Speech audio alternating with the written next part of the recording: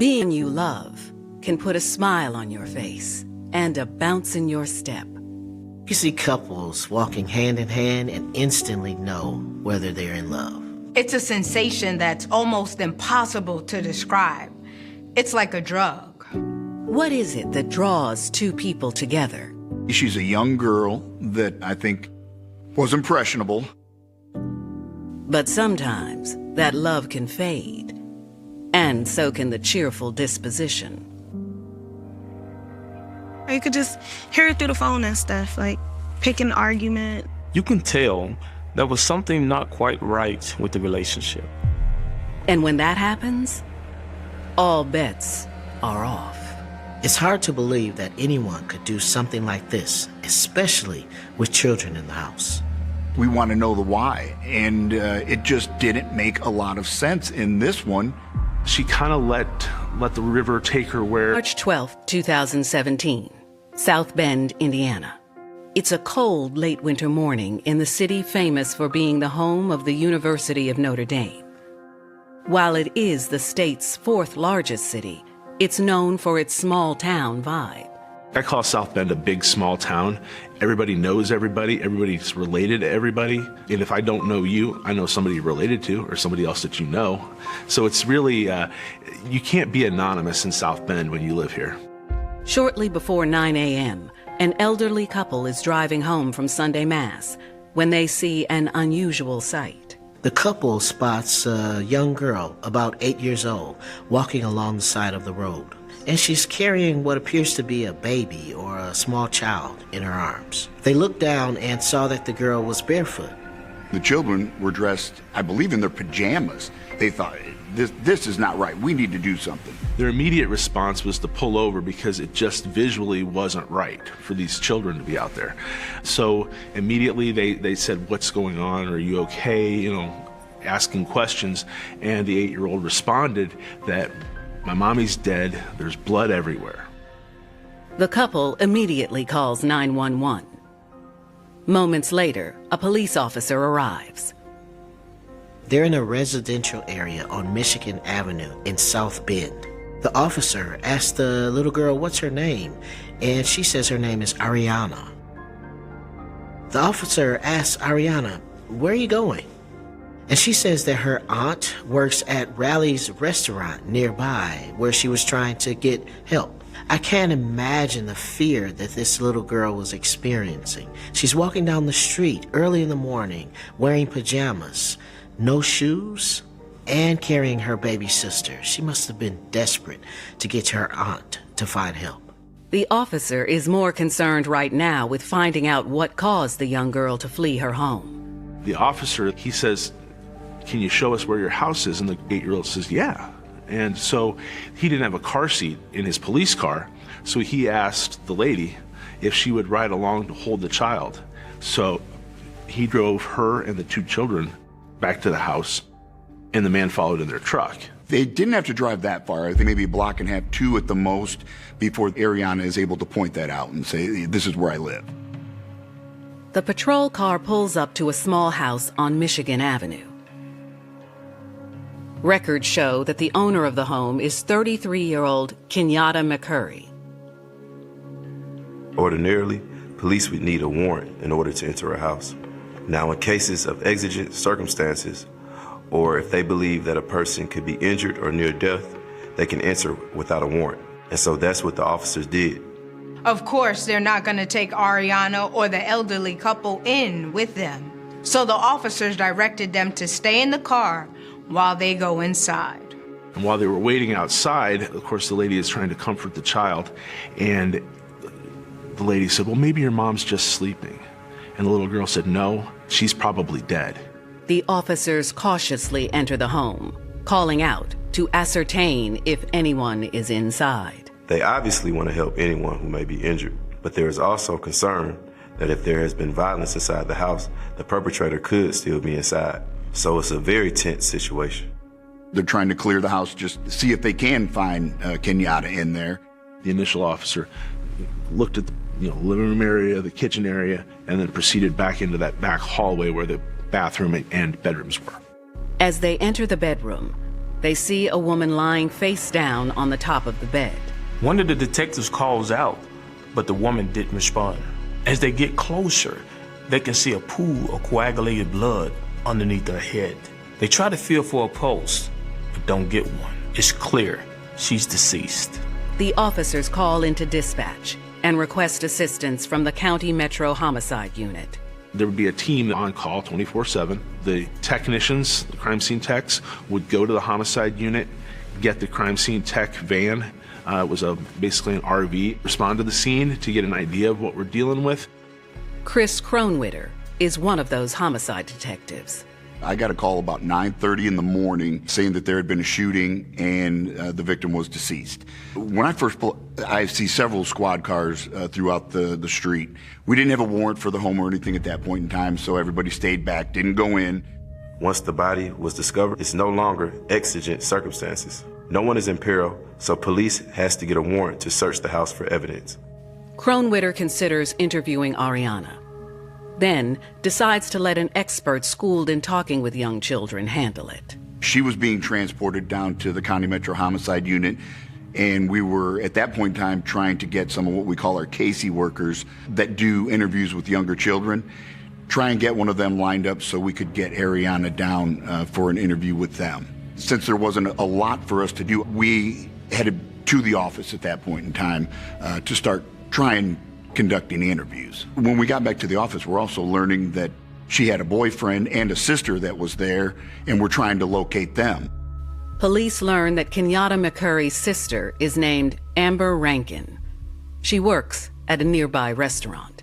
Detectives sent a patrol officer to not only make a death notification, but also to pick up Amber to bring her back to the police station to be interviewed. The police came to my job.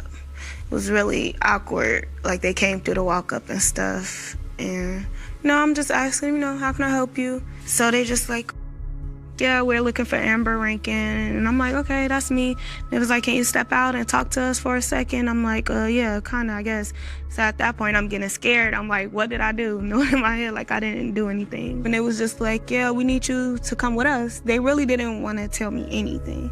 They just like, yeah, you need to call your boss, shut the store down, you have to go.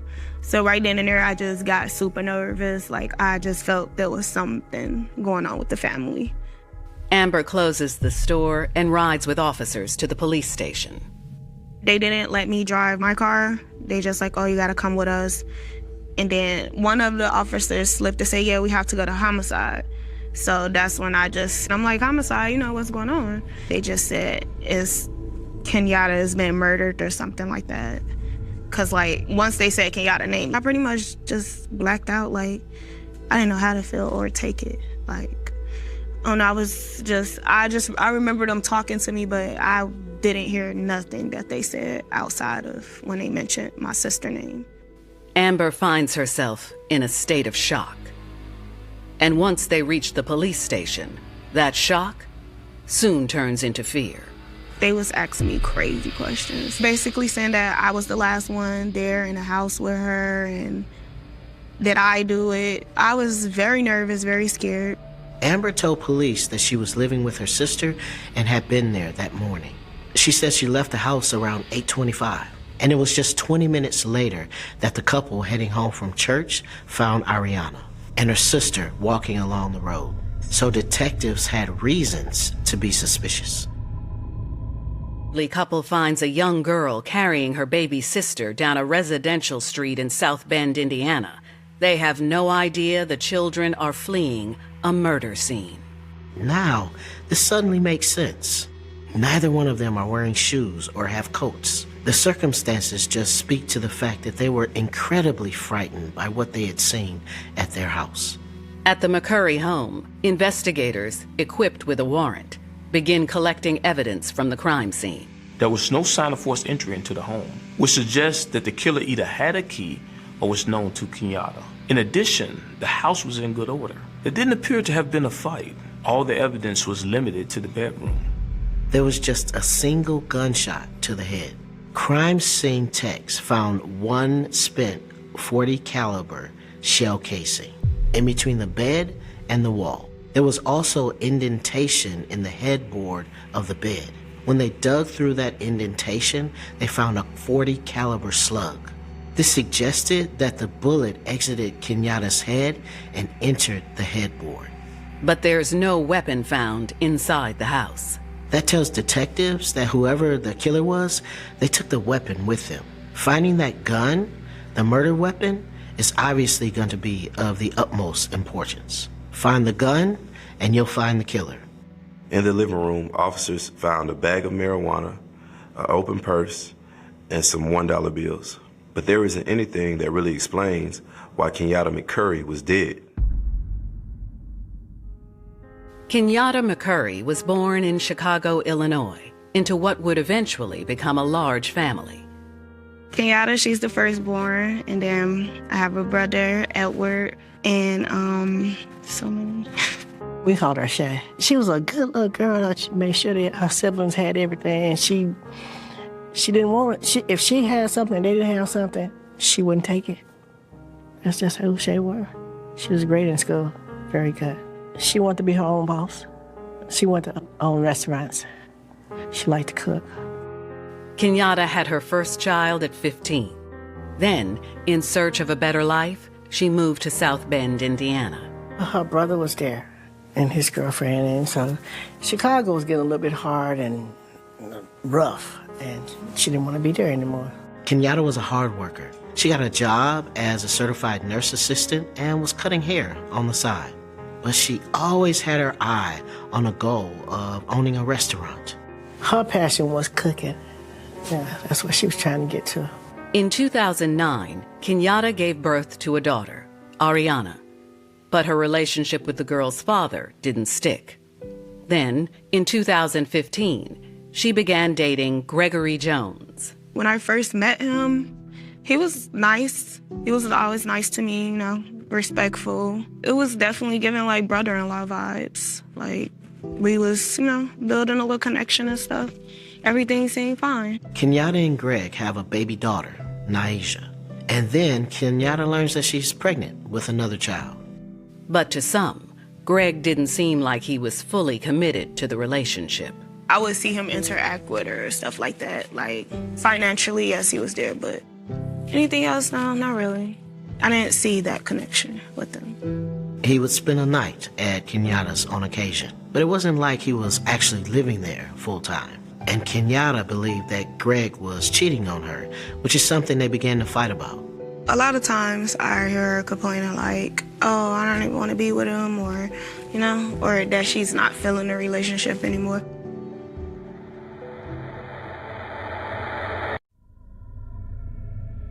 Detectives press Amber regarding her possible involvement in her sister's death. She admit that she was at her sister's house that morning, but that's because she was living there with her.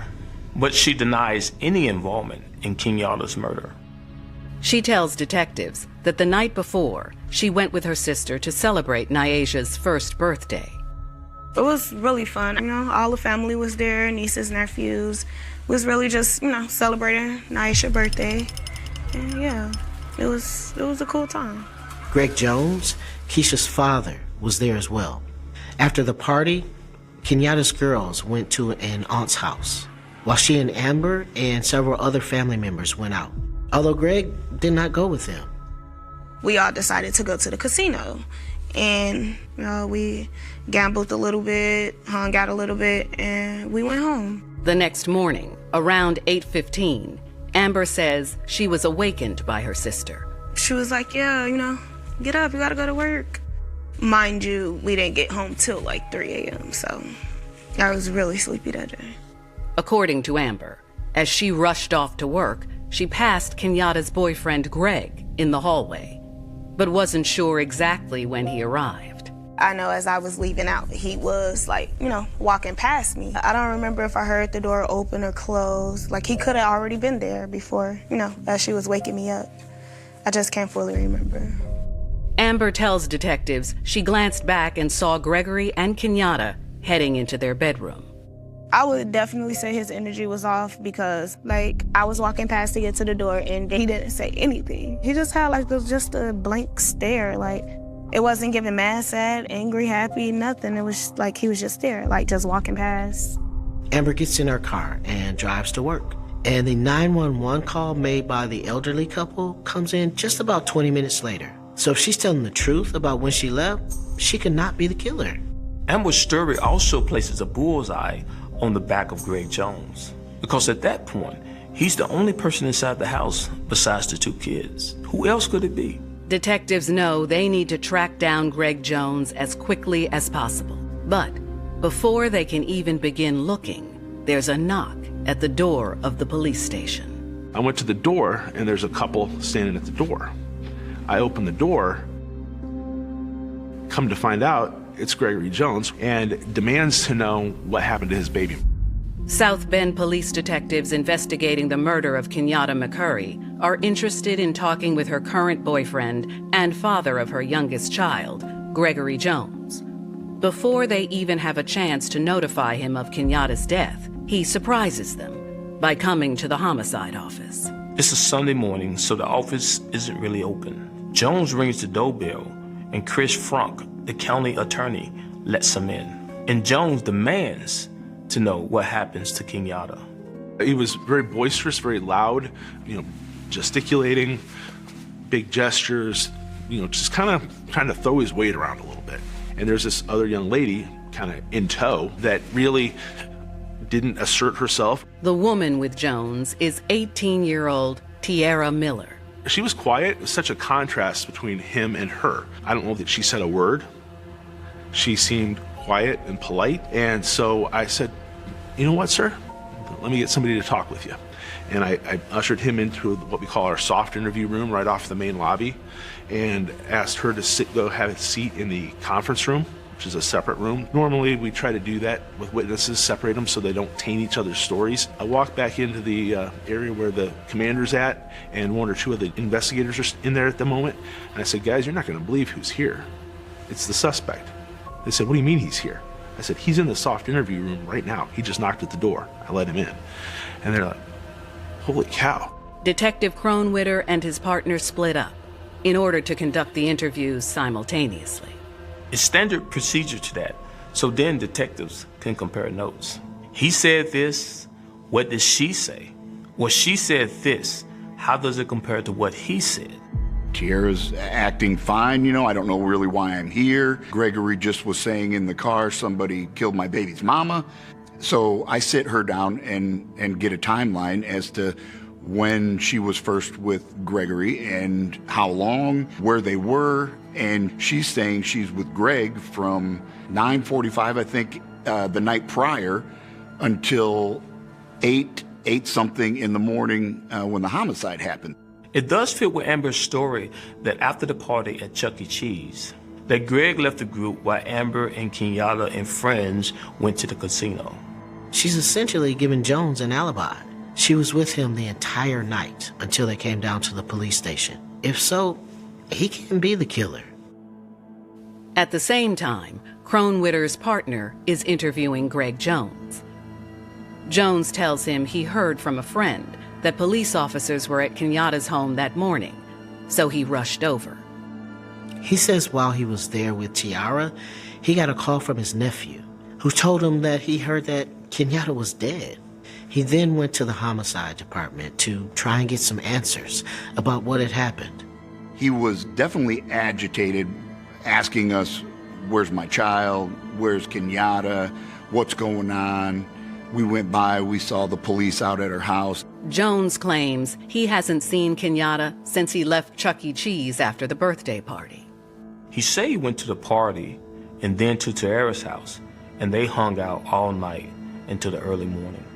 He said he didn't go to the casino with Kenyatta and Amber and their other relatives because Kenyatta was seeing some other man, which he called some mystery man that Kenyatta was seeing.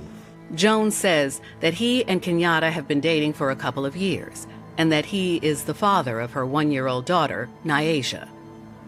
He also tells detectives that Kenyatta was pregnant and was due in September, although he wasn't sure he was actually the father.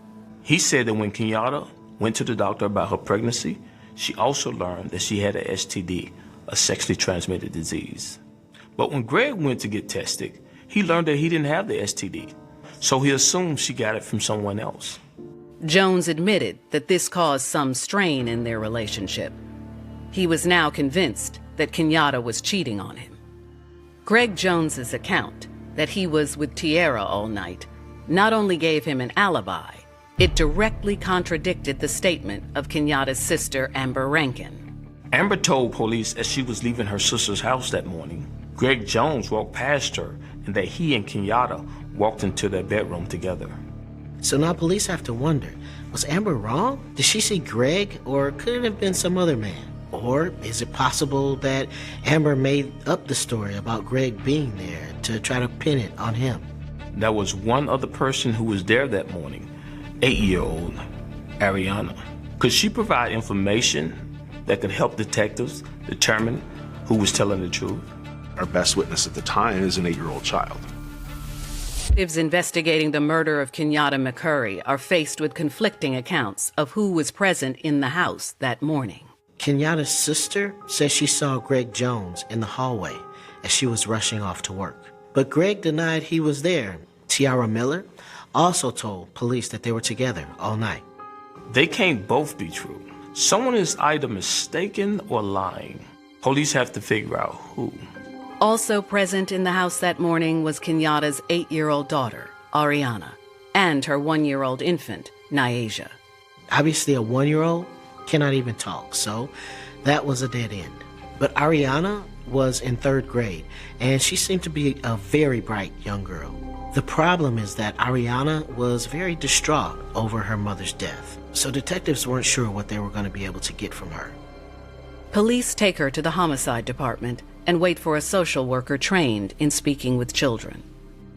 We have a specially trained forensic interviewer that interviews children. Interviewing children can be tricky. It's not like talking to an adult. You have to be very gentle and realize that they don't have the same emotional resilience as do adults. Oftentimes, children will shut down and not talk at all. It's one of their defense mechanisms. Some of the officers had gotten them pancakes and stuff like that for breakfast when they came down to the homicide unit. And she was feeding the baby and you know, making sure that everything was small enough for her and all this. Just seeing the way she was with the baby, she was very much a little mother herself. She was a sweet child, very intelligent. I mean, despite everything she'd experienced that morning. The forensic interviewer arrives at the station and talks with Ariana. They take it slowly, trying to avoid getting Ariana upset. So the interviewer asks Ariana what time she woke up that morning, what she did. Ariana said that she was sleeping on the sofa in the living room, and she woke up when she heard her mommy waking up Aunt Amber for work. She turned on the TV. Ariana says she also noticed that her daddy was there. Greg Jones was not Ariana's biological father, but he was the only father she knew. So she always called him Daddy. She remembers her Aunt Amber telling her she was going to work and saying goodbye. And then a short time later, she couldn't say exactly how many minutes, her dad left also. As Daddy, Gregory Jones, was leaving, he looked at her and said, "She's probably dead," and walked out. At that point in time, the child kind of dozed back off, but eventually woke up and wanted to have breakfast and start her day, and went into the bedroom to find her mother there.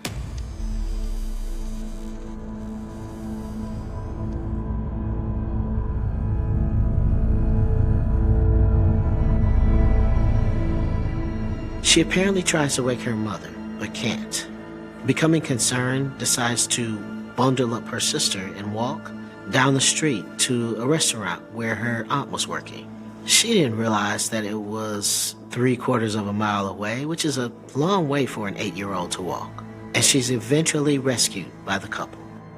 Ariana's account supports Amber's assertion that Gregory Jones was in the house that morning. It does two things. It clears Amber of any involvement in the crime and tells police that Greg Jones and Tiara Miller are lying. Detectives return to the interview room and confront Greg Jones with the information. They also tell him, "We're going to get your cell phone data, especially the GPS information. And it's going to tell us exactly where you were last night and this morning. So if you were at Kenyatta's house, they're going to know. Jones thinks it over and then says, oh, that's right, I did stop by the house that morning. He said he had $5,000 in cash that he left in Kiana's bedroom and needed to pick it up. He actually volunteered that it was weed money that he had gone there to get. It was drug proceeds. He wasn't somebody who was, a drug kingpin or anything like that, but he was definitely active in the local drug trade. He's a low-level guy, but high enough to make a substantial amount of cash. If you've got a band of $5,000 just stashed under the bed at your girlfriend's house, that's a substantial amount of money. And he said, I went to the house and grabbed the money and I turned around and ran away and left.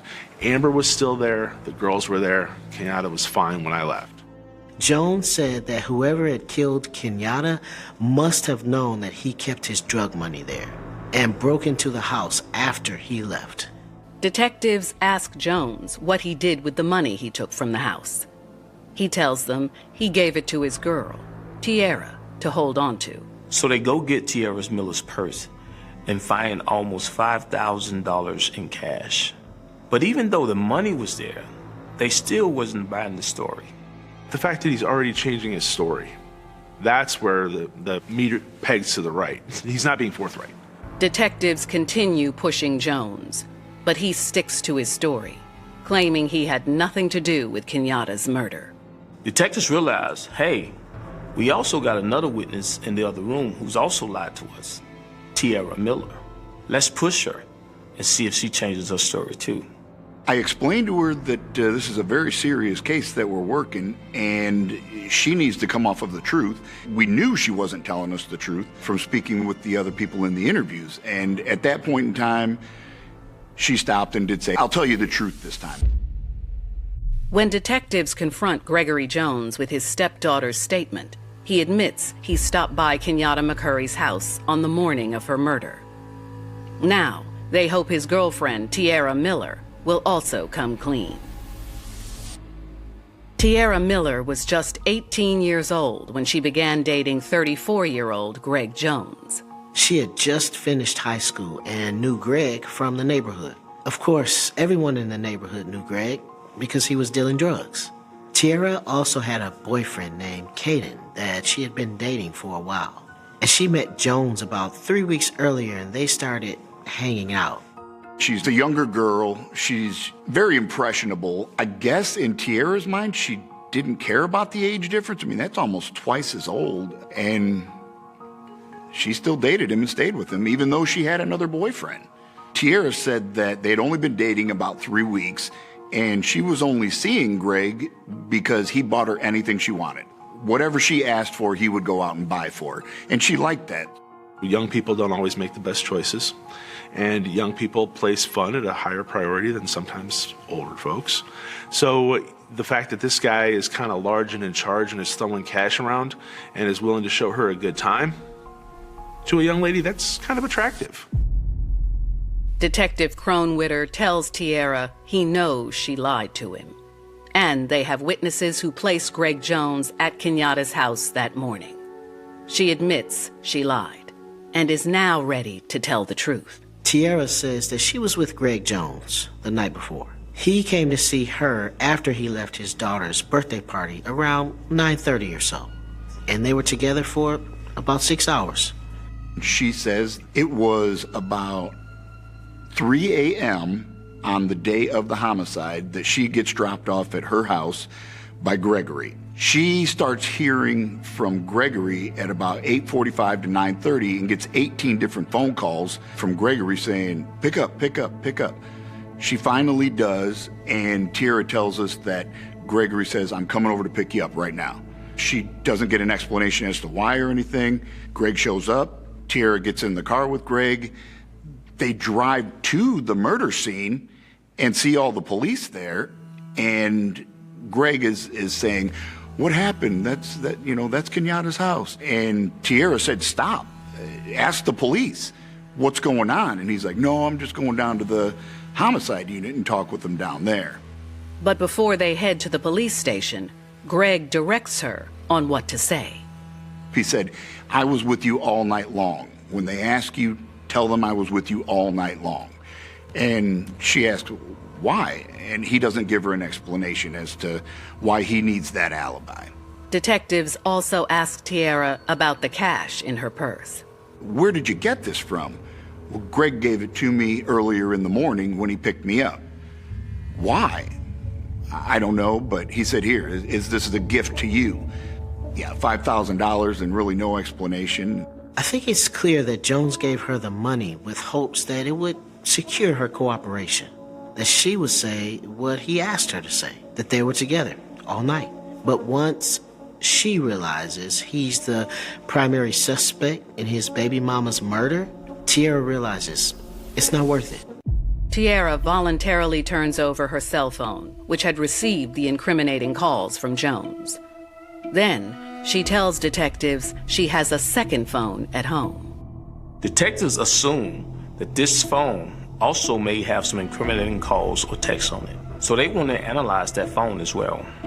At the end of the interview, we actually take her home to get the other phone, and she tells us, my brother has it, he's at church up in Niles. And we're like, you told us that it was here.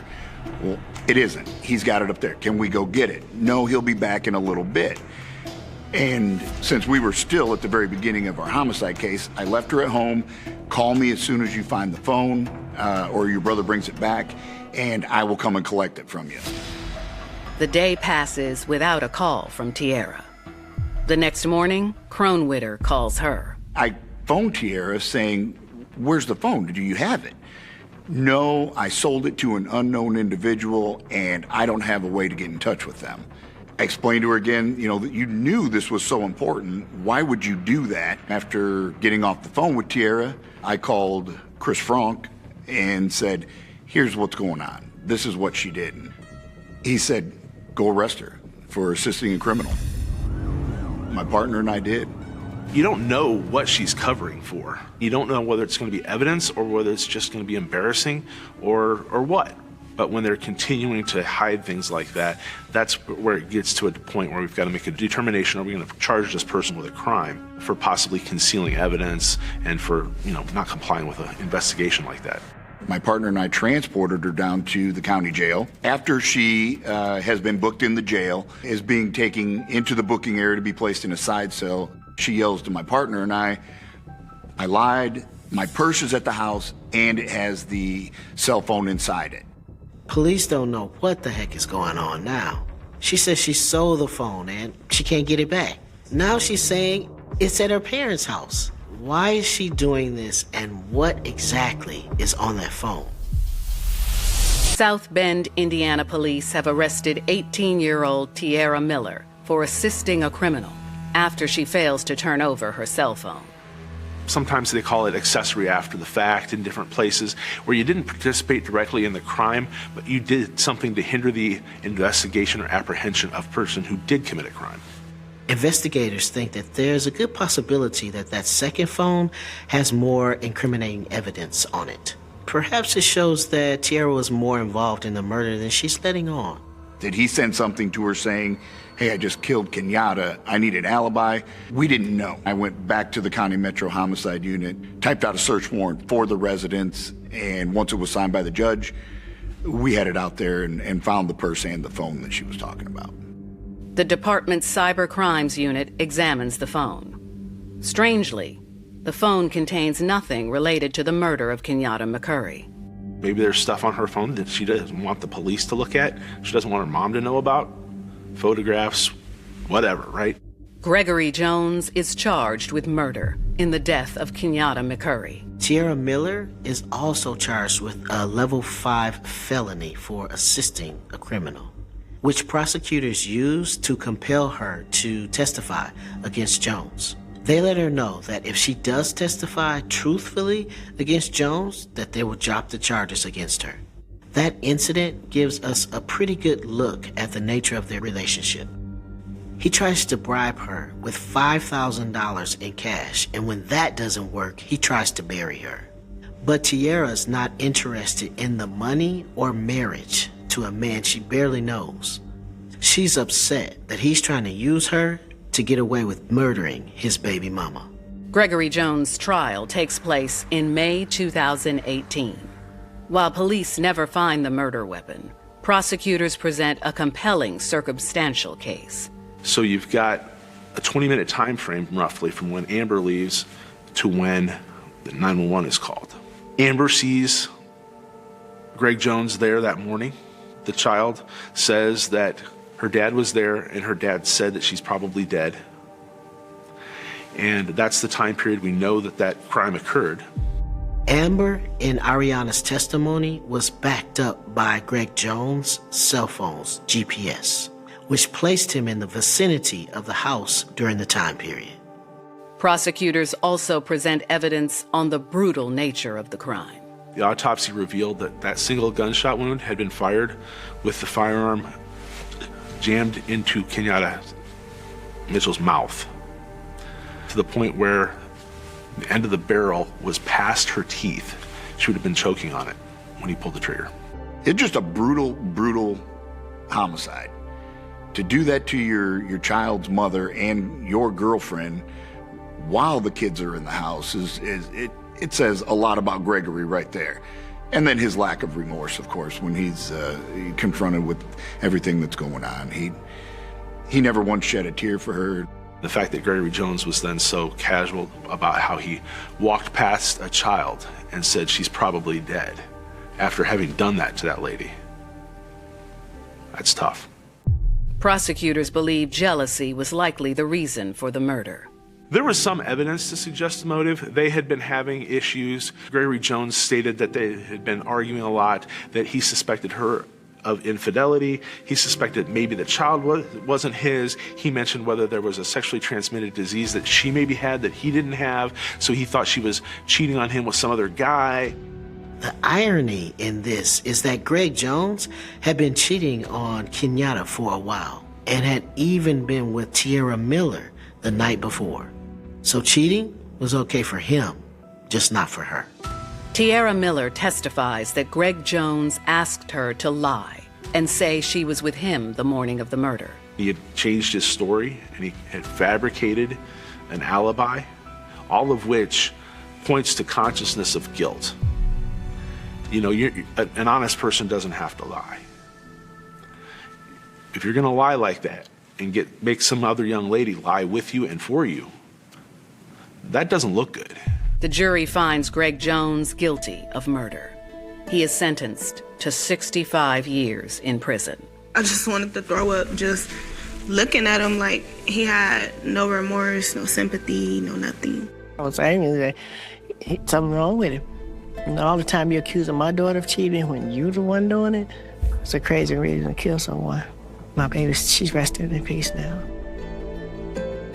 After the trial, the state drops all charges against Tierra Miller. My anger and stuff was never towards her. I felt bad for her. She didn't even really know what was going on. Tierra, you see, she's a young girl that I think was impressionable by Gregory, and she's thinking what she's doing is the right thing by not giving us the phone, lying to us in the beginning, and that ultimately ended up causing her to go to jail. I'm sure she didn't plan to be involved in any of this, but she kind of let the river take her where it wanted.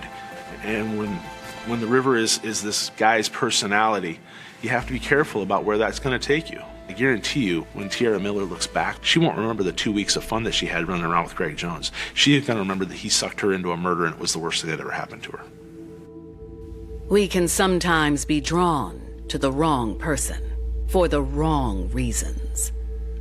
When that happens, both parties may wind up hurt, and innocent victims may also find themselves ensnared in a web of evil and misfortune.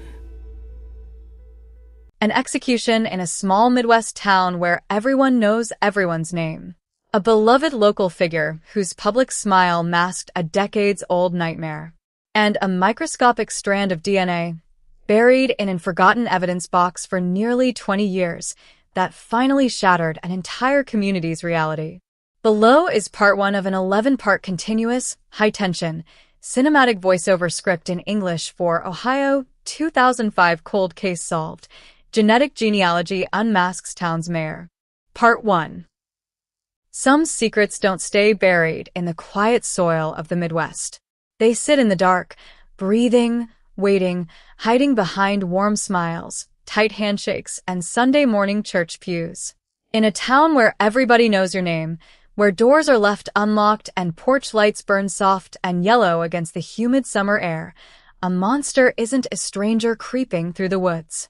Sometimes, the monster sits at the head of the city council table. Sometimes, the monster wears the mayor's pin. It was October 14th, 2005, a crisp, autumn Tuesday in the idyllic town of Oak Haven, Ohio. A place built on family-owned hardware stores, high school Friday night football, and sprawling cornfields that turn golden under the pale October sun. Population: 8,400. Violent crime rate: practically zero. Until that morning.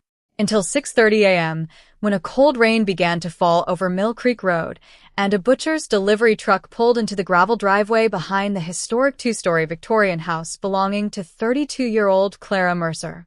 Clara was Oak Haven's sweetheart, a devoted third-grade schoolteacher, a woman who spent her weekends volunteering at the local animal shelter, a neighbor who baked pies for new families moving onto the block.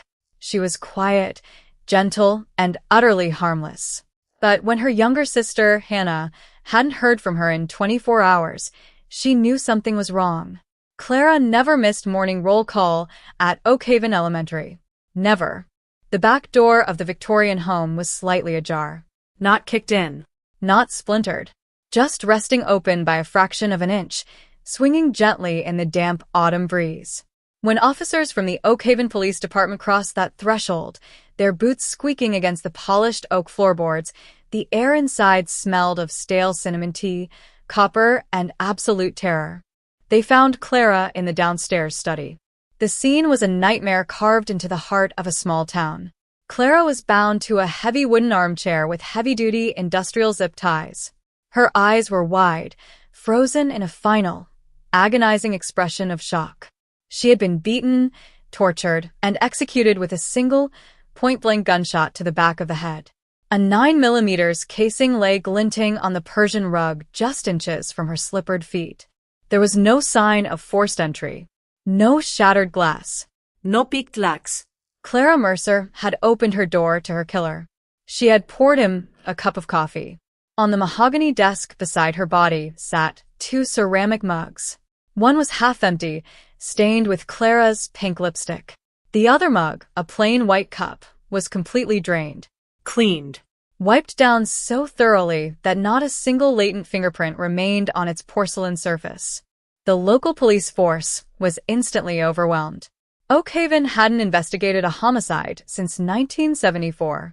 Chief David Miller, a grizzled veteran who had spent 30 years breaking up bar fights and handling deer vehicle collisions, stood in the center of Clara's study, his face pale, his hands shaking as he dialed the State Bureau of Criminal Investigation. Within hours, black and gold state trooper vehicles and mobile crime lab units sealed off Mill Creek Road. Yellow police tape fluttered against the falling autumn leaves. The town woke up to a nightmare it couldn't comprehend. Headlines tore across state newspapers like a sudden lightning strike. Brutal execution in Oak Haven, beloved teacher murdered in her home, killer loose in small-town Ohio.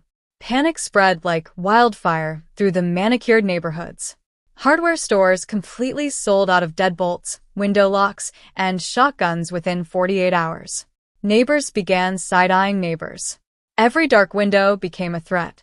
Every passing pickup truck became a suspect.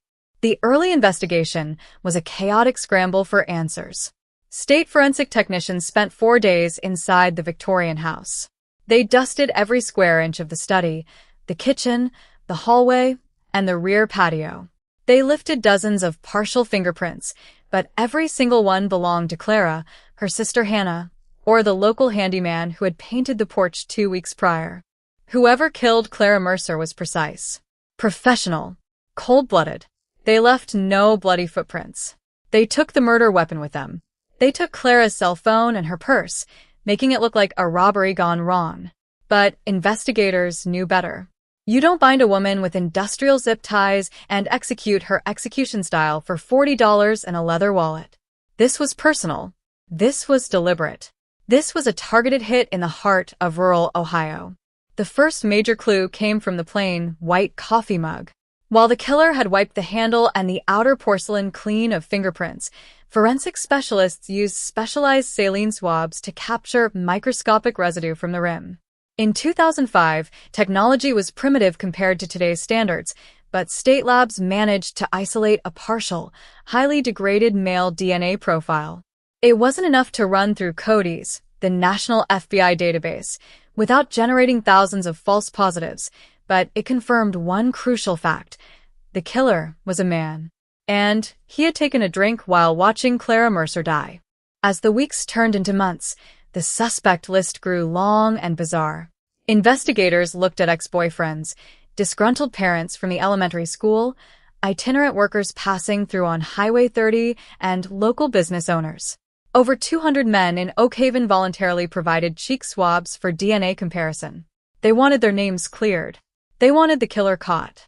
Standing at the forefront of the town's grief was Oak Haven's youngest, most dynamic city councilman, 34-year-old Thomas Vance.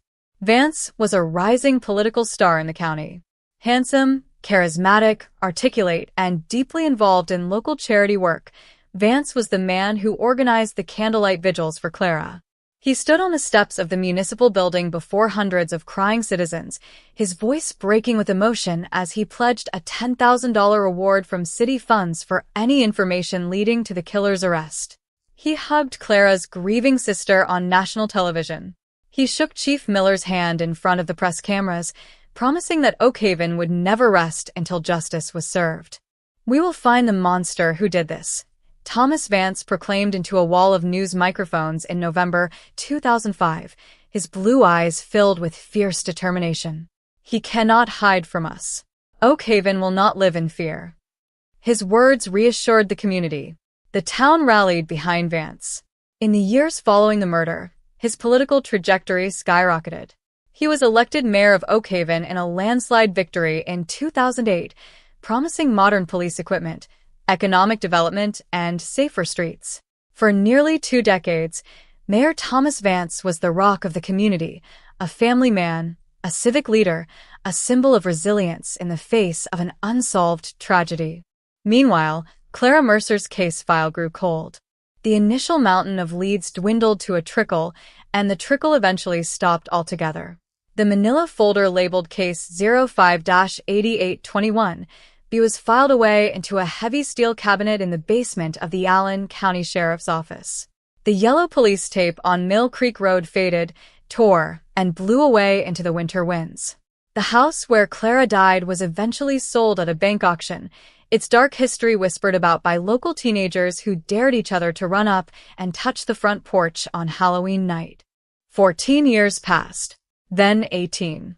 To the world, the execution of Clara Mercer was just another entry in the vast, tragic library of American cold cases, a ghost story told over coffee in local diners, an unsolved mystery discussed on late-night true crime forums. The killer had gotten away with it. He had walked off into the cold October rain, wiped his hands clean, and built a pristine life on top of a buried nightmare. He believed the passage of time was his ultimate protection. He believed the rain had washed away his sins. He didn't know that 3 miles away, in a sealed, sterile evidence locker, a small plastic tube containing a swab from a white ceramic mug was waiting. He didn't know that science was quietly, relentlessly evolving in the shadows. And he didn't know that his past was about to catch up with him in a way he could never have anticipated. The calendar pages turned with relentless speed, dragging the town of Oak Haven out of the dark shadow of 2005 and into a fast-paced, digital century. The golden cornfields along Highway 30 were slowly carved up by real estate developers, replaced by sprawling suburban tracts, strip malls, and gleaming corporate parks. The old Victorian house on Mill Creek Road had its cedar siding painted slate gray, its dark interior renovated into an airy, sunlit space where a new young family made breakfast every morning, completely oblivious to the terror that had soaked into the oak floorboards beneath their feet 20 years prior. For nearly 2 decades, the memory of Clara Mercer became something soft, distant and blurred by time. She became a memorial bench in the courtyard of Oak Haven Elementary School. She became a faded photograph inside a dusty glass trophy case in the municipal library lobby. To the children born after 2005, her name was a legend, a cautionary tale told by parents warning them to lock the front door at night and never speak to strangers. To the men who wore the badge of the Oak Haven Police Department and the Allen County Sheriff's Office, however, Case 05-8821 remained an open, bleeding wound. Chief David Miller had retired in 2014, his hair turned snow white, his shoulders bowed by the heavy, silent weight of an unsolved execution. On his last day in office, Miller sat alone at his desk, staring down at the yellowed crime scene photos of Clara's study. He didn't pack up his coffee mugs or his service awards first. He took the thick manila folder of Case 05-8821, carried it down the narrow concrete stairwell to the basement storage room, and handed it directly to a young, eager 32-year-old detective named James Wright. Jimmy, the old chief had said, his voice gravelly and trembling with decades of frustration, "I'm leaving you with the only failure of my 30-year career. I promised Clara's sister that I'd put handcuffs on the man who did this. I failed her. Don't you dare let this box collect dust. The bastard who drank from that white mug is still out there, walking among us, breathing the same air, pretending to be a human being. Find him." Detective James Wright took the file. For the next 10 years, Wright became the silent guardian of Clara Mercer's memory. While handling the daily grind of domestic disputes, property burglaries, and drug busts across Allen County, Wright spent his late nights sitting under the harsh fluorescent lights of the cold case office, pulling the Mercer file, rereading every witness interview, rechecking every alibi, and staring at the high-resolution scans of the crime scene. The initial investigation had been massive, but it was littered with dead ends.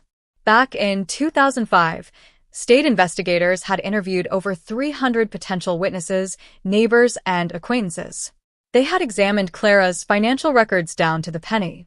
She had no debt, no secret bank accounts, no hidden safety deposit boxes. She wasn't involved in blackmail, she had no jealous ex-lovers lurking in the shadows, and she had never expressed fear of anyone in Oak Haven. She was a woman whose life was an open book, entirely transparent, filled with simple acts of kindness. That was what made her murder so deeply terrifying to the community. It defied logic. It defied reason. A beloved third-grade teacher doesn't get bound with heavy-duty industrial zip ties and shot in the back of the head in her own living room without a powerful, hidden reason. Yet, despite thousands of man-hours spent following leads across Ohio, Indiana, and Michigan, the case had slowly flatlined. By 2021, 16 years after the murder, the original evidence locker at the Allen County Sheriff's Office had undergone 3 separate physical renovations. Through every move, through every reorganization, Detective Wright personally transferred Box 05-8821, himself.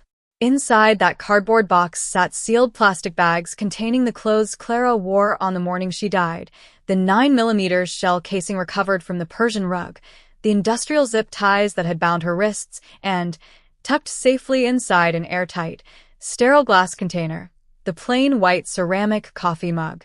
That mug was the phantom witness, the ultimate silent key to the locked door. In 2005, the State Forensic Lab had utilized standard short tandem repeat, STR, DNA testing on the swabbing taken from the cup's porcelain rim. The test had yielded only a weak, degraded, partial male profile, containing fewer than 6 readable loci out of the standard 13 required for a Cody's upload. When Detective Wright ran that partial profile through the FBI's national database in 2010 and again in 2016, the computer returned a cold, indifferent screen, and no matching profiles found. The killer was not in the National Criminal Database.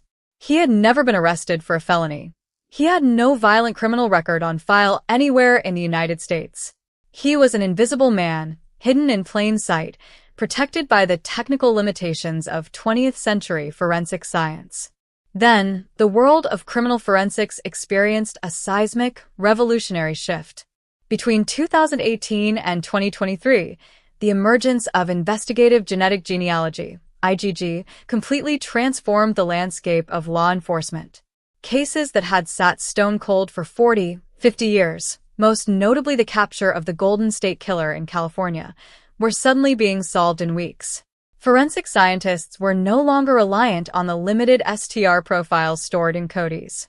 By utilizing advanced whole genome sequencing, laboratories could read millions of single nucleotide polymorphisms, SNPs, from degraded, ancient, or microscopic human biological samples.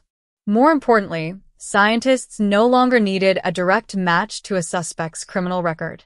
By uploading these high-definition SNP profiles into open-source consumer genealogy databases like GeneMatch and FamilyTreeDNA, platforms where millions of ordinary citizens had voluntarily uploaded their DNA to discover their family trees, investigators could map out complex, sprawling ancestral networks.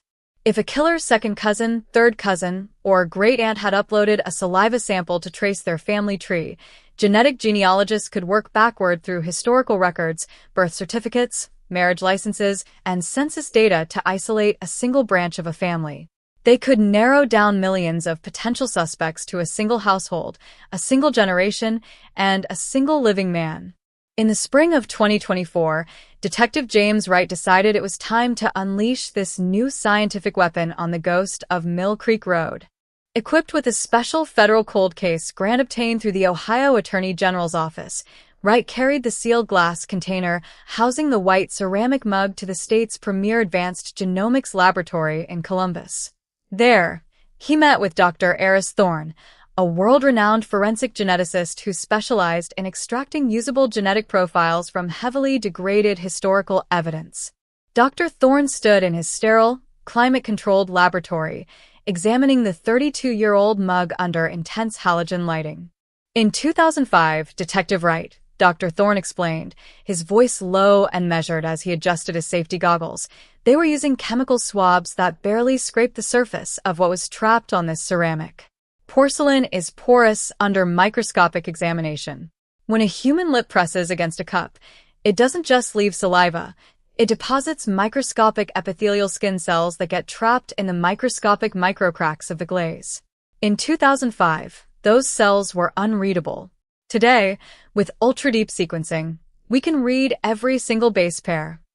Using a specialized microvacuum suction probe and non-destructive enzymatic liquid extraction buffers, Dr. Thorne's team spent 72 continuous hours processing the rim and outer edge of the white coffee cup. They recovered a minute, microscopic cluster of ancient biological material, less than 10 human cells that had clung to the porcelain through 19 long years of cold storage. The recovered cellular material was placed inside a multi-million-dollar next-generation sequencer. For 5 agonizing days, supercomputers worked around the clock, amplifying the broken, ancient DNA fragments, stitching together millions of genetic markers like a massive, three-dimensional jigsaw puzzle. On May 14, 2024, at 2:15 a.m., the laboratory's supercomputer completed its final computational pass. Dr. Thorne dialed Detective Wright's personal cell phone immediately. Wright answered on the first ring, sitting up in his bed in the dark, his heart hammering against his ribs. "Jim," Dr. Thorne said, his voice trembling with quiet, electrical excitement. "We got it. We didn't just get a partial profile. We pulled a pristine, high-definition, 2 million SNP genomic profile from the rim of that mug. The ghost on Mill Creek Road finally gave us his complete biological blueprint." 4 days later, on May 18, 2024, the digital file containing the SNP profile was officially uploaded into the secure, encrypted database of GeneMatch under a court-ordered law enforcement authorization. The digital net had been cast into the deep, vast ocean of human history. The microscopic phantom who had executed Clara Mercer in her study, who had wiped his fingerprints clean, who had walked out into the rain and built a bulletproof life of respectability, was about to discover that his family tree had just become his ultimate executioner. The digital upload of the 2 million SNP genomic profile into the GeneMatch database at 8 a.m. on Monday, May 20, 2024, signaled the beginning of an unprecedented digital hunt. Inside a quiet, windowless workstation office at the Allen County Sheriff's Office, Detective James Wright sat beside Dr. Evelyn Reed, a senior forensic genealogist brought in specifically to spearhead the familial mapping process for Case 05-8821B. The atmosphere in the room was suffocatingly tense. For 19 years, the identity of Clara Mercer's killer had been a complete void, a shadow without a face, a voice without a name. But as the supercomputing algorithms cross-referenced the unknown killer's raw genetic data against millions of public user profiles, the digital web began to ignite. "We have immediate, high-confidence algorithmic hits," Dr. Reed announced, her dark eyes tracking lines of data cascading down her high-resolution dual monitors. "GED match isn't giving us a direct match. The killer himself never uploaded his DNA to a commercial site. But we are pulling strong familial anchor points." Detective Wright leaned forward, his hands gripping the edge of the desk. "How close?" "First primary anchor." Dr. Reed pointed to a digital profile uploaded by a 62-year-old woman living in suburban Pittsburgh. Shared 2 10 centimorgans across 11 distinct chromosomal segments. That indicates a second cousin once removed or a third cousin. Second primary anchor. A profile uploaded by a user in Indianapolis, sharing 145 centimorgans. The algorithm is mapping both of these distinct genetic nodes back to a single ancestral couple who married in Mahoning County, Ohio, in 1912, Arthur and Eleanor Vance. Wright felt a sharp, cold electric shock travel down his spine. The name Vance was not a distant, obscure surname in Allen County. It was etched into the very granite facades of Oak Haven's public buildings. "Vance," Wright whispered, his voice barely audible in the quiet room. "Are you sure about that ancestral root?" "The mathematical probability is over 99.9%, Dr. Reed replied firmly, her fingers flying across her keyboard as she opened digital census archives, land deeds, and birth registries dating back over a century. The unknown DNA left on that white ceramic mug belongs unequivocally to a direct biological descendant of Arthur and Eleanor Vance. For the next 14 days, Dr. Reed operated like a forensic archaeologist, constructing a vast, multi-generational digital family tree that encompassed 4 generations, over 200 individual birth certificates, marriage licenses, military discharge papers, and obituary notices. The descendants of Arthur and Eleanor Vance had branched out across Ohio, Indiana, and Pennsylvania throughout the 20th century. Through painstaking, systematic elimination, excluding individuals who were biologically female, men who were too young or elderly in October 2005, and individuals whose deaths prior to 2005 were fully documented by state death certificates, the massive genetic canopy began to shrink. By early June 2024, the mathematical converging lines pointed to a single, specific family branch rooted firmly in Allen County. Arthur and Eleanor Vance had a single grandson who settled in Oak Haven in the mid-1960s, Richard Vance, a respected local contractor who passed away in 1998. Richard Vance had 2 biological sons. The elder son was Marcus Vance, born in 1968. Marcus had left Ohio in 1992 to join the United States Navy, eventually settling in San Diego, California, where he had lived continuously for 30 years. Official military deployment logs and federal payroll records confirmed that on October 14, 2005, Marcus Vance was serving as a chief petty officer aboard an aircraft carrier stationed in the Persian Gulf, an airtight, ironclad, multi-verified alibi. That left the younger son, Thomas Vance.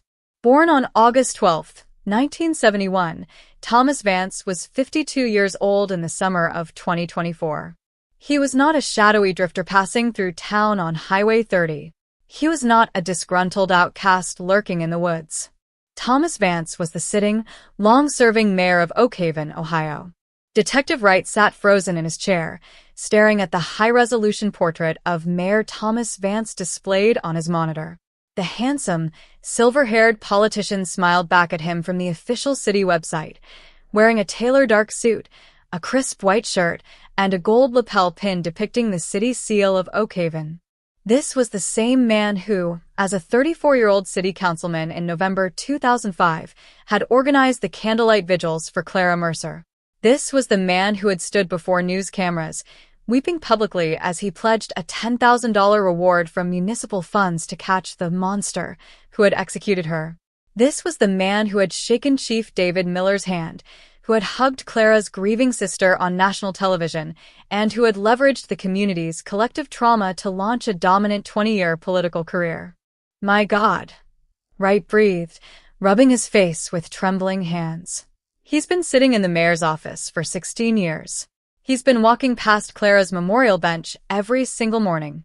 The genealogical science is indisputable, Jem, Dr. Reed said quietly, her voice heavy with the gravity of the realization. The male profile extracted from the rim of that white mug came from a son of Richard Vance. Marcus was in the Persian Gulf. Mathematically, biologically, legally, Thomas Vance is the only living human being who fits this genetic profile. Despite the overwhelming genealogical certainty, Detective Wright faced an immediate, profound legal barrier under Ohio criminal procedure. Investigative genetic genealogy provided extraordinary probable cause for an investigation, but a familial match from a commercial database like GEDmatch was legally insufficient to secure an arrest warrant for aggravated murder. The district attorney's office was uncompromising during a secret, late-night briefing at the Allen County Courthouse. To place handcuffs on the sitting mayor of Oak Haven, law enforcement needed a direct, one-to-one, physical DNA match between Thomas Vance's living biological tissue and the 19-year-old cellular profile recovered from the white coffee cup.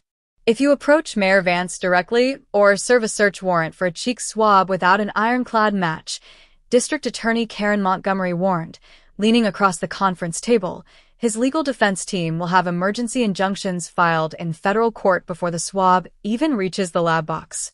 They will claim political persecution, attack the chain of custody of the 2005 evidence, and attempt to suppress the genomic profile.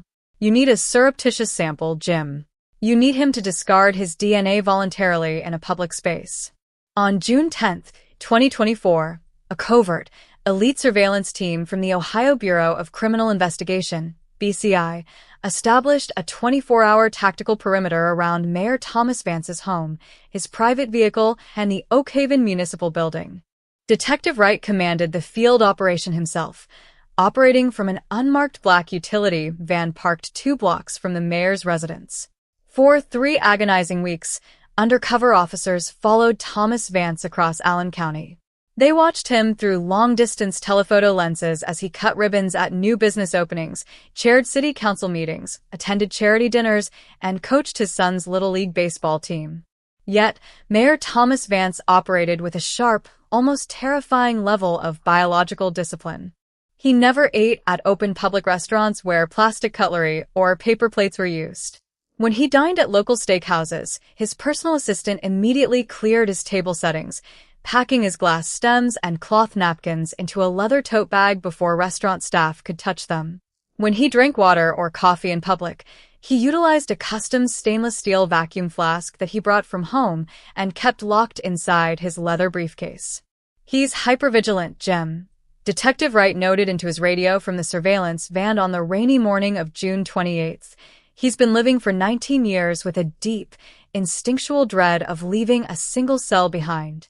He wipes his own microphone at press conferences. He carries his own trash out to his locked personal vehicle. He knows exactly what he left on Mill Creek Road in 2005. He thinks he's invisible, BCI agent Sarah Jenkins replied from a secondary position across from City Hall.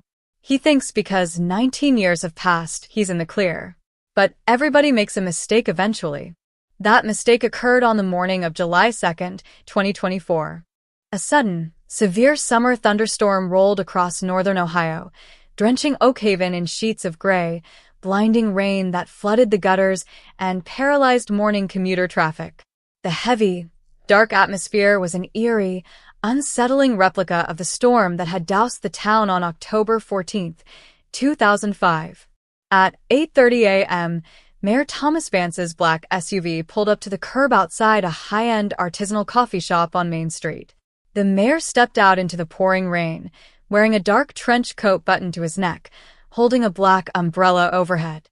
Detective Wright watched through his rain-streaked windshield as Vance walked inside the coffee shop. Because the shop's automated dishwashing unit had suffered a mechanical breakdown earlier that morning, a handwritten sign posted on the front counter indicated that all beverages were being served exclusively in disposable paper cups with plastic sipping lids. Mayor Vance ordered a double espresso in a small paper cup.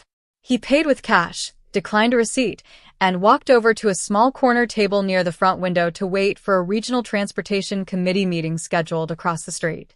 Detective Wright pulled on a rain jacket, stepped out into the downpour, and slipped quietly through the front door of the shop, taking a seat at a table near the entrance, his phone held in his hand, as if he were checking email.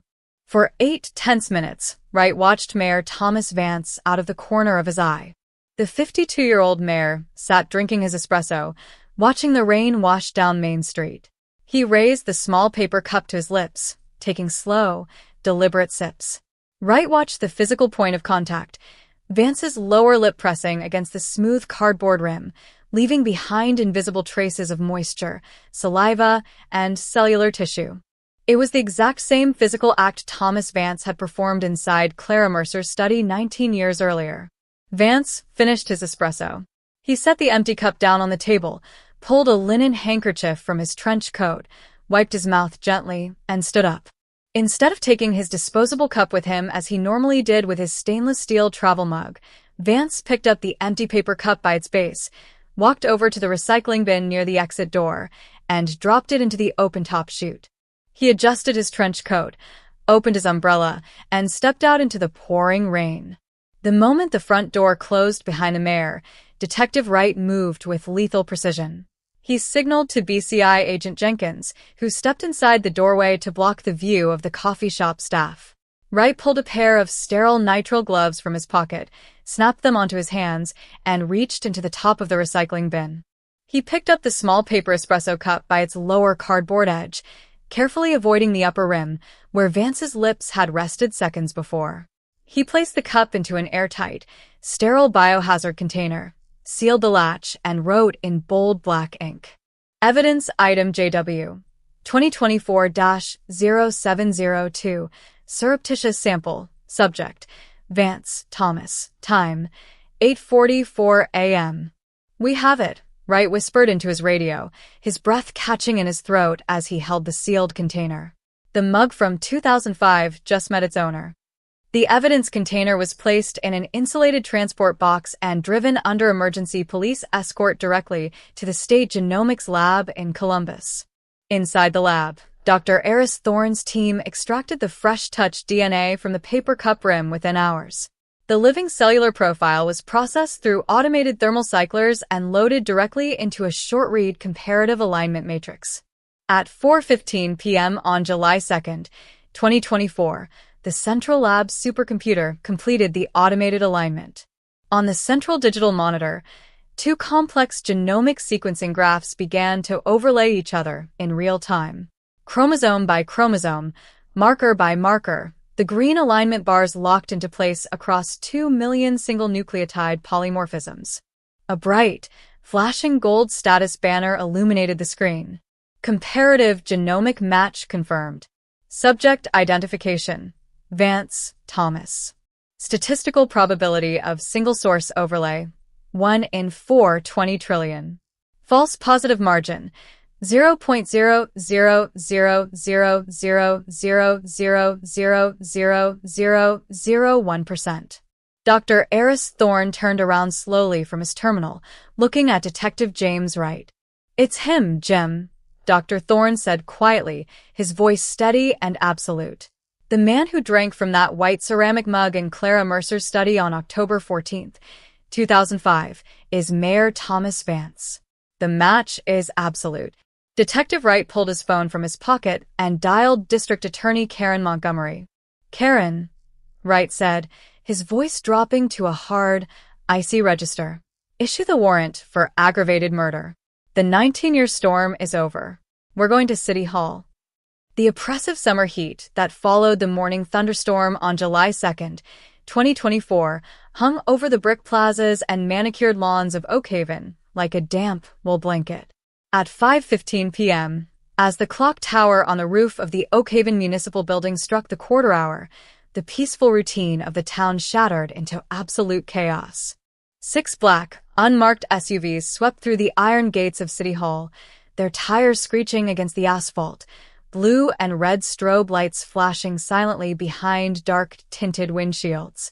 Tactical officers from the Ohio Bureau of Criminal Investigation, wearing heavy body armor, helmet-mounted cameras, and dark uniforms emblazoned with gold state agents' patches, spilled across the stone steps.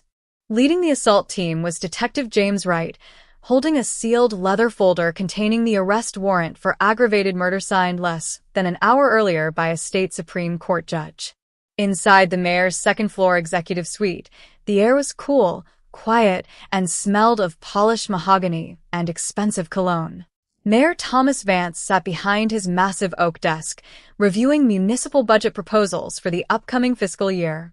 He had removed his dark trench coat, revealing a tailored charcoal suit and a crisp silk tie. On the corner of his desk sat a framed photograph of his wife and 2 teenage children, alongside a brass commemorative clock presented to him by the Oakhaven Chamber of Commerce. The double doors of the executive suite were thrown open with a thunderous bang that rattled the glass-framed awards along the walls. Police. State agents. Don't move. Keep your hands where we can see them. The tactical team flooded the office, weapons raised, laser sights painting bright reds across the mahogany furniture. Mayor Vance jumped up from his leather armchair, his face instantly turning red with synthetic outrage, his hand slamming down onto the desk surface. "What in the hell is the meaning of this?" Vance shouted, his voice booming with the practiced authority of a 20-year political veteran. "Do you have any idea who I am? I am the mayor of this city. Lower those weapons immediately, or I will have every single one of your badges by nightfall." Detective Wright stepped through the line of tactical officers, walking slowly toward the desk until he stood less than 3 feet from the sitting mayor. Wright reached into his suit jacket, pulled out the arrest warrant, and laid it flat on top of the budget documents. "Thomas Vance," Wright said, his voice terrifyingly calm, devoid of anger or theatrical flair. "You are under arrest for the aggravated murder of Clara Mercer on October 14th, 2005. For a brief, agonizing second, the room fell into absolute, suffocating silence. The color drained from Thomas Vance's face with terrifying speed, leaving his skin a sickly, ash-gray color. The furious, authoritative expression that had masked his features seconds before dissolved into a blank, hollow stare. His eyes darted toward Detective Wright, then down at the paper warrant resting on his desk, then toward the tactical officers surrounding his office. His hands began to tremble uncontrollably, a faint, violent quivering that he tried desperately to hide by pressing his palms against the oak desk. You have no right," Vance stammered, his booming voice suddenly breaking into a thin, raspy whisper. "This is a political hit, an outrage. You have nothing."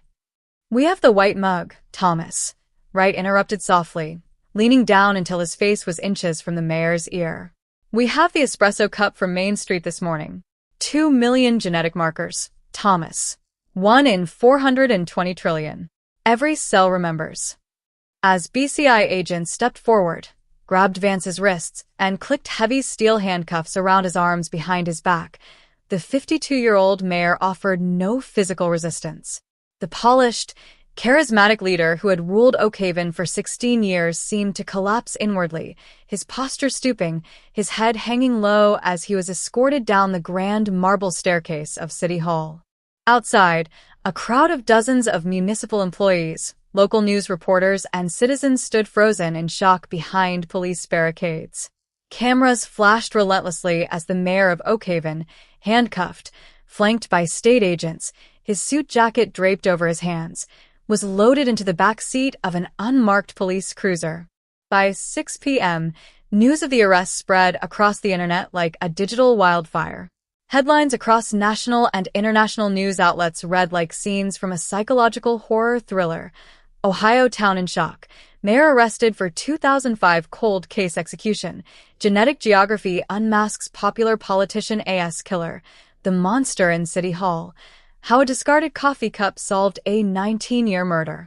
To the citizens of Oakhaven, The news was a devastating, psychological earthquake. People gathered on street corners, in diner booths, and on front porches, staring at television screens in disbelief.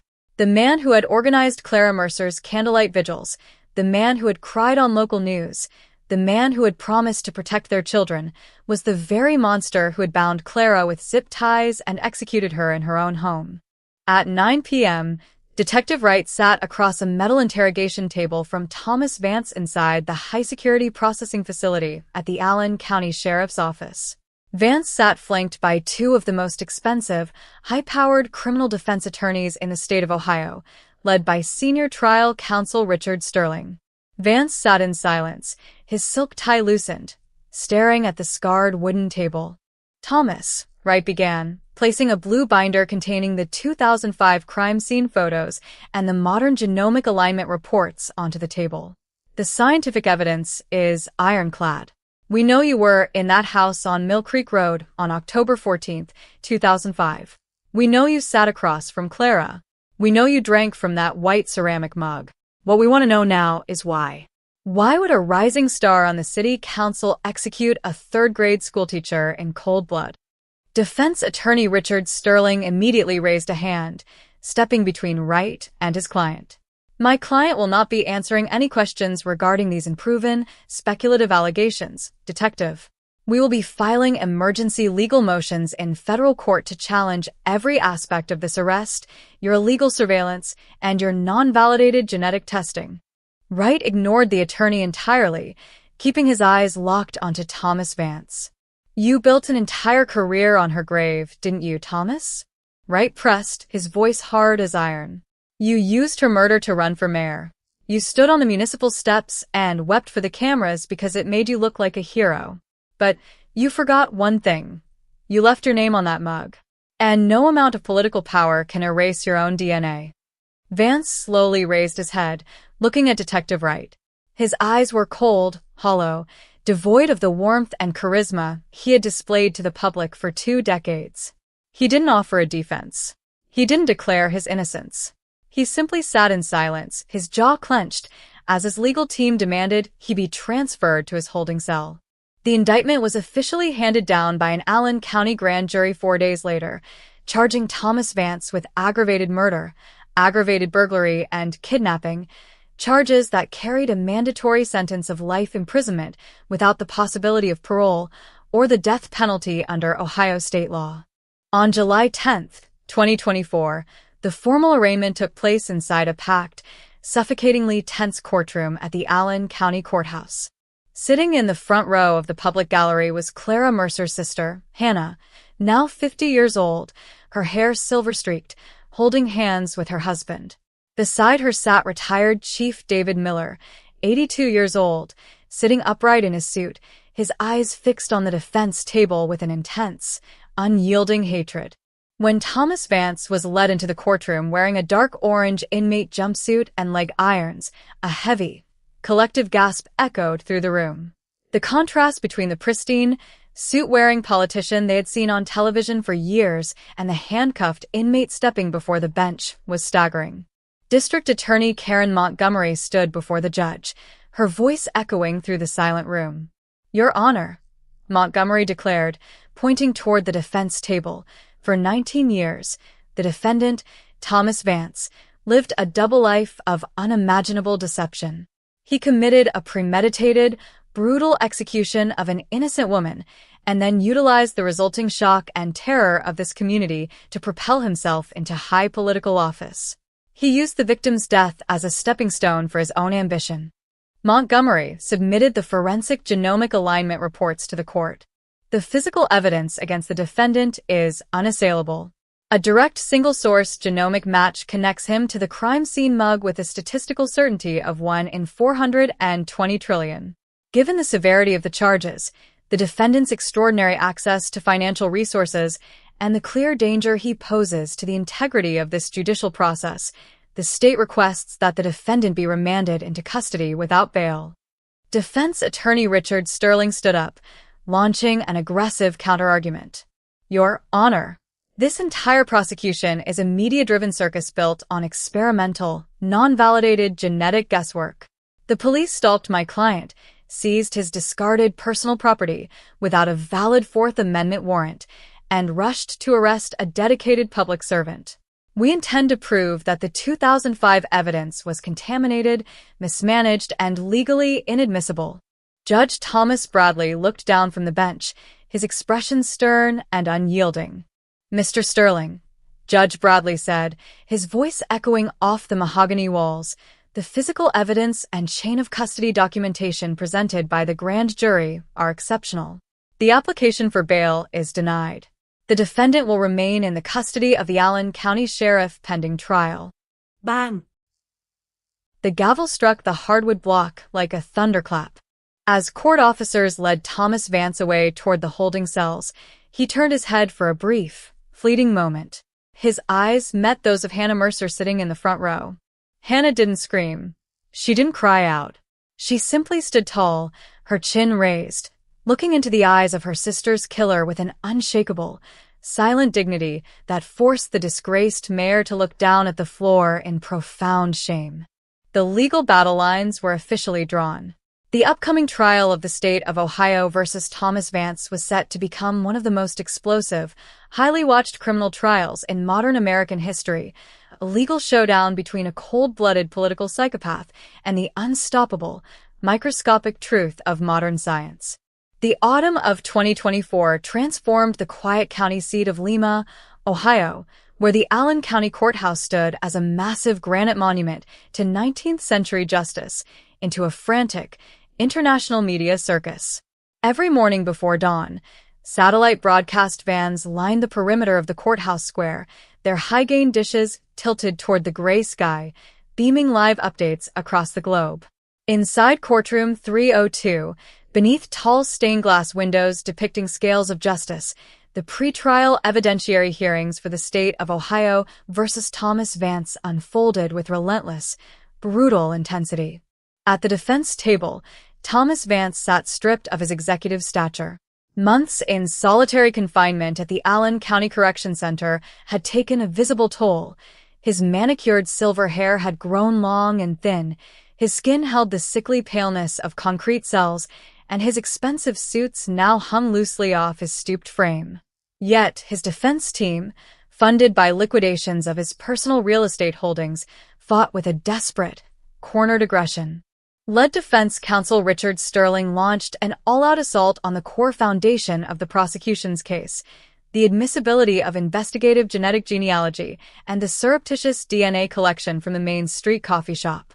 For 3 days during the preliminary suppression hearings, Sterling called independent bioethicists and academic geneticists to the witness stand, attempting to create reasonable doubt in the mind of Judge Thomas Bradley. Dr. Eris Thorne, Sterling shouted during his cross-examination of the state's lead geneticist, stepping right up to the partition of the witness box, "You admit that touch DNA recovered from porous ceramic surfaces degrades over time, correct?" "Chemical degradation occurs, yes," Dr. Thorne answered calmly from the stand, adjusting his glasses. "Thermal fluctuations, humidity, and atmospheric exposure break long-chain nuclear DNA into smaller base pair fragments. And to make sense of those broken, degraded fragments," Sterling pressed, turning dramatically toward the gallery, "your laboratory utilized proprietary, non-public algorithms to reconstruct what you claim is my client's genetic profile. Isn't it true that your computer software essentially filled in the blanks where original genetic data was missing?" "That is a fundamental misunderstanding of computational alignment," Dr. Thorne countered firmly, his voice steady and resolute. "We do not invent data. We align short-read sequencing fragments across millions of known reference points. The statistical overlay between the 2005 sample and Mr. Vance's 2024 discarded sample achieved an absolute single-source match across 2 million single nucleotide polymorphisms. A match derived from trash," Sterling countered, slamming a fist onto his podium. "A paper cup pulled illegally from a public waste bin without a search warrant signed by a judge. The police violated my client's Fourth Amendment protection against unreasonable search and seizure." District Attorney Karen Montgomery stood up slowly, calmly buttoning her charcoal blazer as she addressed the court. "Your Honor, Montgomery argued, her voice ringing clear through the vaulted room. Binding precedents set by the United States Supreme Court in California versus Greenwood and reinforced across dozens of state Supreme Court rulings regarding abandoned property are crystal clear. When an individual knowingly disposes of an item in a public waste receptacle accessible to any member of the general public, they forfeit any reasonable expectation of privacy under the Fourth Amendment. The police acted within absolute legal boundaries. On October 18, 2024, Judge Bradley issued his formal, written ruling. Denying every single defense motion to suppress, the judge ruled that both the investigative genetic genealogy pipeline and the surreptitious DNA collection met the highest legal and scientific standards of admissibility. The trial of Thomas Vance was officially ordered to proceed to a jury. The formal murder trial opened on January 7, 2025. For 4 weeks, District Attorney Karen Montgomery and Detective James Wright laid out a methodical, devastating web of circumstantial, financial, and physical evidence that shattered the defense's narrative of Thomas Vance as an innocent, dedicated public servant. First, the prosecution exposed the long-buried financial motive that had led to Clara Mercer's execution on October 14, 2005. Through subpoenaed bank records, state ethics commission filings, and real estate ledgers dating back 20 years, prosecutors proved that in the autumn of 2005, then City Councilman Thomas Vance was secretly embezzling over $180,000 from a municipal economic development fund. Vance had used the stolen cash to cover massive personal gambling debts incurred at offshore casinos and to fund his initial mayoral exploratory committee. Clara Mercer, in her role as a volunteer treasurer for the Oak Haven Municipal Arts Council, had accidentally stumbled upon the fraudulent wire transfers while auditing joint city school district bank accounts in early October 2005. Clara Mercer wasn't just a beloved schoolteacher, District Attorney Montgomery told the jury during her opening presentation, displaying bank ledgers on giant digital screens. She was a woman of uncompromising integrity. On October 12, 2005, 48 hours before her murder, Clara called the state auditor's hotline from her home phone, requesting an official review of the city council's development funds. The courtroom fell into an icy silence. Thomas Vance found out about that phone call, Montgomery continued, pointing a finger directly at the disgraced mayor. He knew that if the state auditor launched an investigation, his embezzlement would be exposed, his political career would be obliterated, and he would face decades in a state penitentiary. So he made a cold, calculated decision to eliminate the threat. Second, the prosecution called forensic pathologists and BCI field agents who detailed the sickening precision of the execution itself. They showed the jury the heavy-duty industrial zip ties recovered from Clara's wrists. A supply chain expert testified that 3 days before the murder, Thomas Vance had purchased identical heavy-duty zip ties and work gloves using cash at a hardware store 2 towns over in Wapakoneta, Ohio, a purchase recorded on grainy, archived security video that investigators had unearthed in late 2024. Then came the emotional peak of the prosecution's case, the physical evidence of the coffee mug. Detective James Wright took the witness stand, holding up a clear, bulletproof glass display case containing the original white ceramic coffee mug, catalog number 05-8821B. Members of the jury, Detective Wright testified, looking directly into the eyes of the 12 citizens in the box. Thomas Vance thought he committed the perfect crime. He bought his supplies with cash, he wore gloves, he wiped the handles of this cup, and he walked out into a rainstorm that he believed washed away his sins. But he didn't realize that the human mouth leaves an eternal signature. When his lips touched the rim of this cup, while sitting in Clara's study, he signed his own arrest warrant. The defense, realizing their legal arguments were failing, made a desperate, high-risk tactical gamble during their closing defense presentation. They put Thomas Vance himself on the witness stand. It was an extraordinary, high-stakes moment. On February 3, 2025, 53-year-old Thomas Vance walked slowly to the witness box, taking the oath with a trembling right hand. Under direct examination by Richard Sterling, Vance offered a practiced, soft-spoken, emotional narrative. He acknowledged that he knew Clara Mercer and admitted that he had visited her Victorian house on Mill Creek Road, but claimed under oath that he had gone there on the evening of October 13th, the night before the murder, to discuss mundane municipal budget requests for her third-grade classroom. Did you shoot Clara Mercer on the morning of October 14th, 2005, Thomas? Richard Sterling asked softly, his voice full of paternal warmth. Vance looked at the jury, tears welling in his pale blue eyes, his voice trembling with practiced emotion. No, sir. On my life, on the memory of my family, I did not. Clara was my friend, a pillar of our community. I sat in her study on the evening of the 13th. She served me a cup of coffee. We talked for 20 minutes about school supplies, and I left. She was completely fine when I walked out that door. Someone else must have come into her home the next morning and committed this horrific act. It was a clever, plausible story designed to explain the presence of his touch DNA on the coffee mug without admitting to the execution. Then stood up District Attorney Karen Montgomery for cross-examination. She walked slowly toward the podium, holding a single, yellowed, 20-year-old document, the original 2005 crime scene report written by the state forensic medical examiner. Mr. Vance, Montgomery began, her voice deceptively quiet. You just testified under sworn oath to this jury that you were inside Clara Mercer's study on the evening of October 13th, 2005. Is that your testimony? Yes, ma'am, Vance replied, leaning toward the microphone, trying desperately to maintain his composed, dignified demeanor.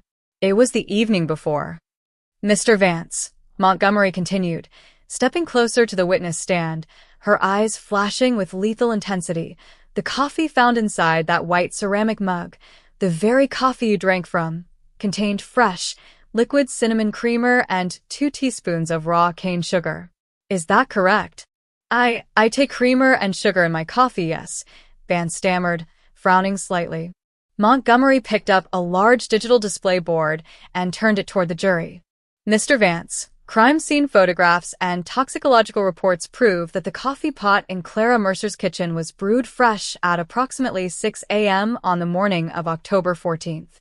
Furthermore, shipping invoices prove that Clara purchased that specific brand of cinnamon creamer at the Oak Haven grocery store at 7:15 p.m. on the evening of October 13th, nearly 2 hours after you claim you left her house. She slammed the display board onto the prosecution table with a thunderous crash that made the entire courtroom jump. If you were in that house on the afternoon of the 13th, Mr. Vance, how did you drink fresh coffee containing creamer that wasn't even bought at the grocery store until hours later? Thomas Vance froze. His face turned a deep, mottled red, then drained to a ghostly, deathly white. His mouth opened and closed silently, like a fish gasping for air. He looked frantically toward his legal defense table, but Richard Sterling sat with his head bowed, completely unable to shield his client from the crushing weight of his exposed lie. You weren't there on the 13th, were you, Thomas?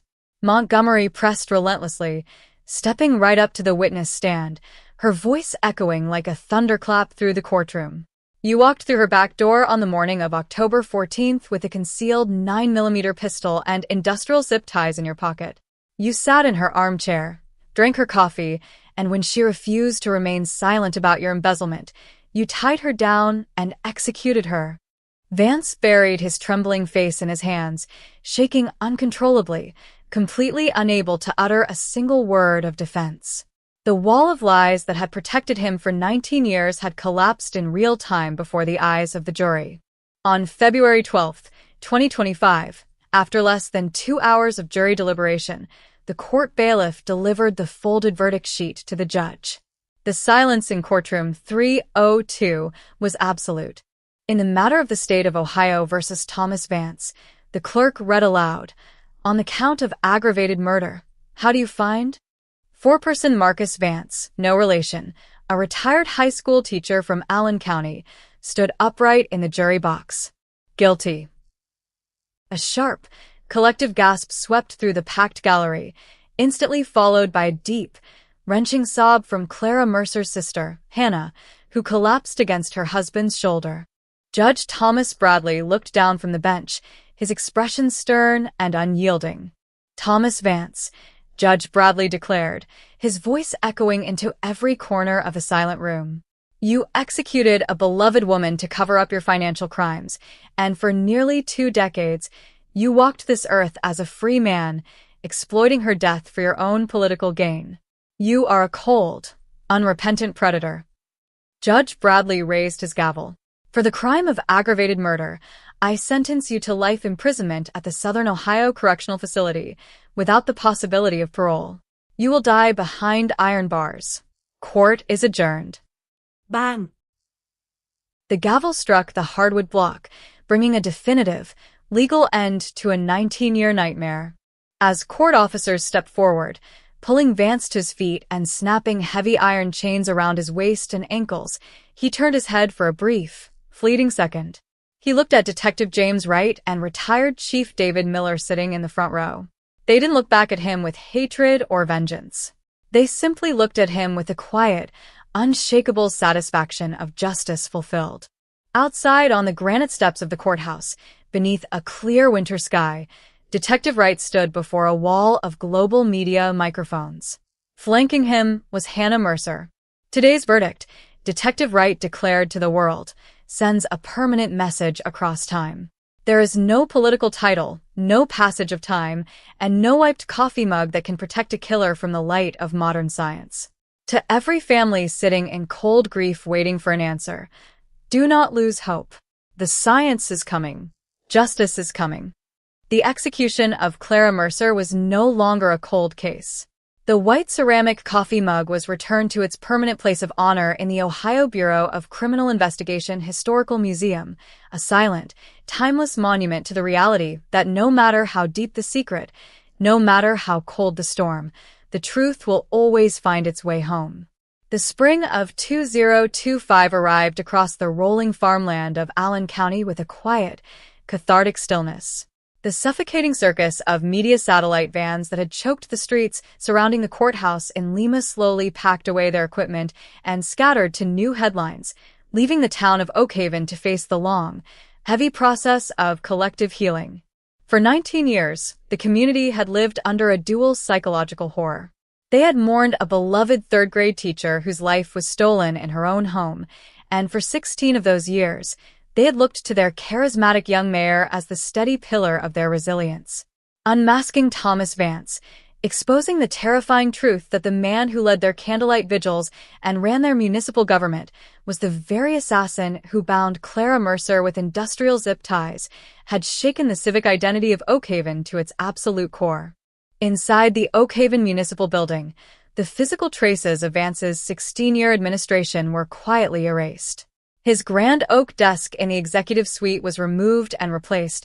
His official portraits were taken down from the city council chamber walls and archived into police evidence storage, and a thorough independent forensic audit of all municipal accounts was launched by the Ohio State Auditor's Office. The audit revealed a staggering paper trail of corruption.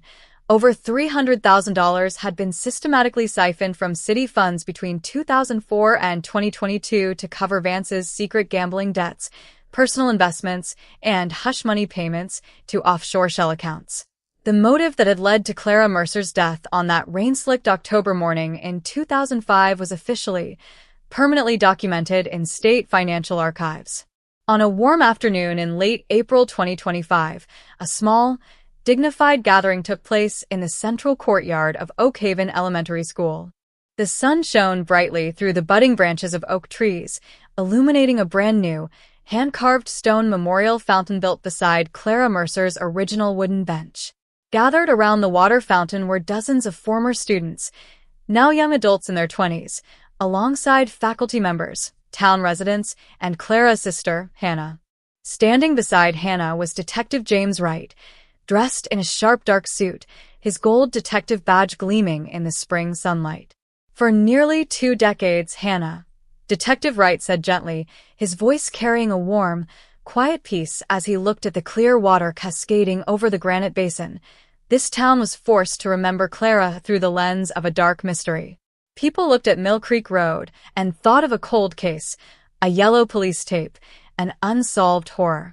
Today, that shadow is gone forever. When people look at this water, they don't think of Thomas Vance or a court trial. They think of a woman who dedicated her life to teaching children how to read, how to be kind, and how to stand up for what is right. Hannah reached out, placing her hand gently on the cool granite stone, her eyes filled with tears of pure, unadulterated relief. When the verdict was read in that courtroom, "Detective," Hannah whispered, her voice trembling slightly, "it felt like I could finally take a full, deep breath for the first time since October 2005. My sister didn't die in vain. She stood up to a corrupt man, and through this incredible science, she reached out from the dark to make sure he was held accountable." While Oak Haven healed, the landmark conviction of the state of Ohio versus Thomas Vance was generating seismic, permanent waves throughout the global legal, forensic, and academic communities.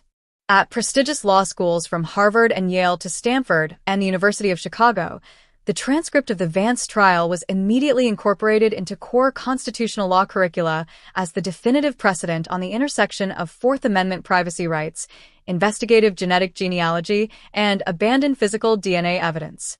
Legal scholars published dozens of peer-reviewed articles analyzing how the NYPD's earlier precedents on deep-read genomic alignment and the Allen County Sheriff's Office's execution of surreptitious DNA collection from the Main Street coffee shop had created an unassailable legal blueprint.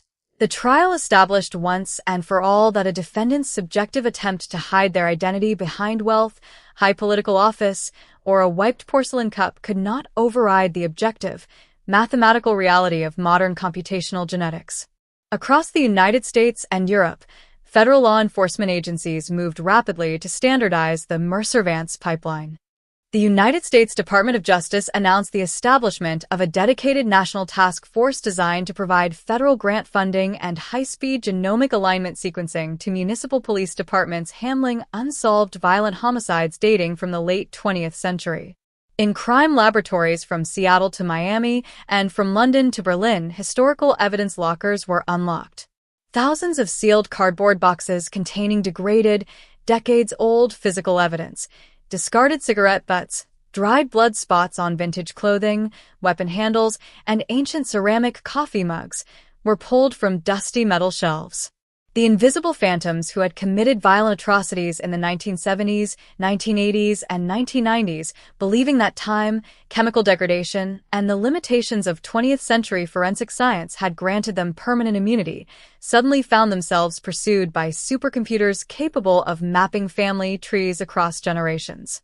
Meanwhile, 80 miles south of Allen County, inside the formidable concrete perimeter of the Southern Ohio Correctional Facility in Lucasville, the daily reality of inmate number A812-094 was governed by the cold, unyielding mechanics of maximum security state incarceration. Arthur Vance Jr. had met his fate in New York, and now Thomas Vance faced the exact same grim reality in Ohio. At 53 years old, inmate Thomas Vance occupied an 8-by-10-foot solitary cell in Cell Block C. The tailor dark suits, silk ties, custom leather shoes, and mahogany executive suites of Oak Haven were gone, replaced by a coarse orange canvas jumpsuit, heavy rubber-soled slip-on shoes, and a narrow steel bunk bolted directly into a reinforced concrete wall. Every morning at 5 o'clock, as the deafening metallic buzzers echoed down the long, cold concrete corridors, Vance was forced to stand by his heavy steel cell door for the morning roll call. His physical appearance had transformed completely during his months of post-conviction confinement. His manicured silver hair had been shaved close to his scalp by prison barbers, his shoulders were heavily stooped, and his once booming voice had quieted into a hollow, defeated rasp. The arrogant, manipulative politician who had once addressed thousands of cheering citizens at campaign rallies and commanded the municipal government of an entire town was now just another numerical entry in the Ohio Department of Rehabilitation and Correction database. He spent his daily 1-hour exercise period walking slowly in a small, wire-caged outdoor yard surrounded by 30-foot concrete walls and armed watchtowers. He held no status among the inmate population. His identity as a disgraced politician and a convicted murderer of a beloved schoolteacher made him a permanent target of hostility, forcing prison administrators to keep him under continuous administrative protective custody. He received no family visits. His wife had filed for divorce immediately following his indictment, legally changing her surname and moving her teenage children to an undisclosed state far from the media glare of the Midwest. His former political allies, business associates, and social acquaintances had scrubbed his name from municipal records and private clubs, eager to erase any association with a convicted assassin. His personal assets had been completely frozen, liquidated by court order, and redirected to satisfy court fines, legal fees, and a multi-million-dollar wrongful death civil judgment awarded directly to Hannah Mercer as the sole surviving heir of Clara's estate. Yet every Thursday afternoon during mail call, a single piece of correspondence arrived at his cell block. It was an unsealed, plain manila envelope containing typed press releases from the Ohio Attorney General's office, announcements detailing newly solved cold cases across the state that had been brought to justice using the exact same investigative genetic genealogy framework that had unmasked him on Main Street. At the bottom of every page, printed in bold, dark ink, was a single, haunting sentence. Every cell remembers. Vance never responded to the mail. He would sit on the edge of his steel bunk under the dim fluorescent nightlight, his trembling hands holding the paper, reading about other killers whose decades of freedom had been dismantled by microscopic traces of their own biological blueprints.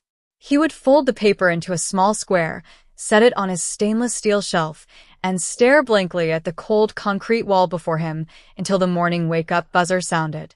In early June 2025, a quiet, solemn ceremony took place inside the main auditorium of the Ohio Bureau of Criminal Investigation headquarters in London, Ohio.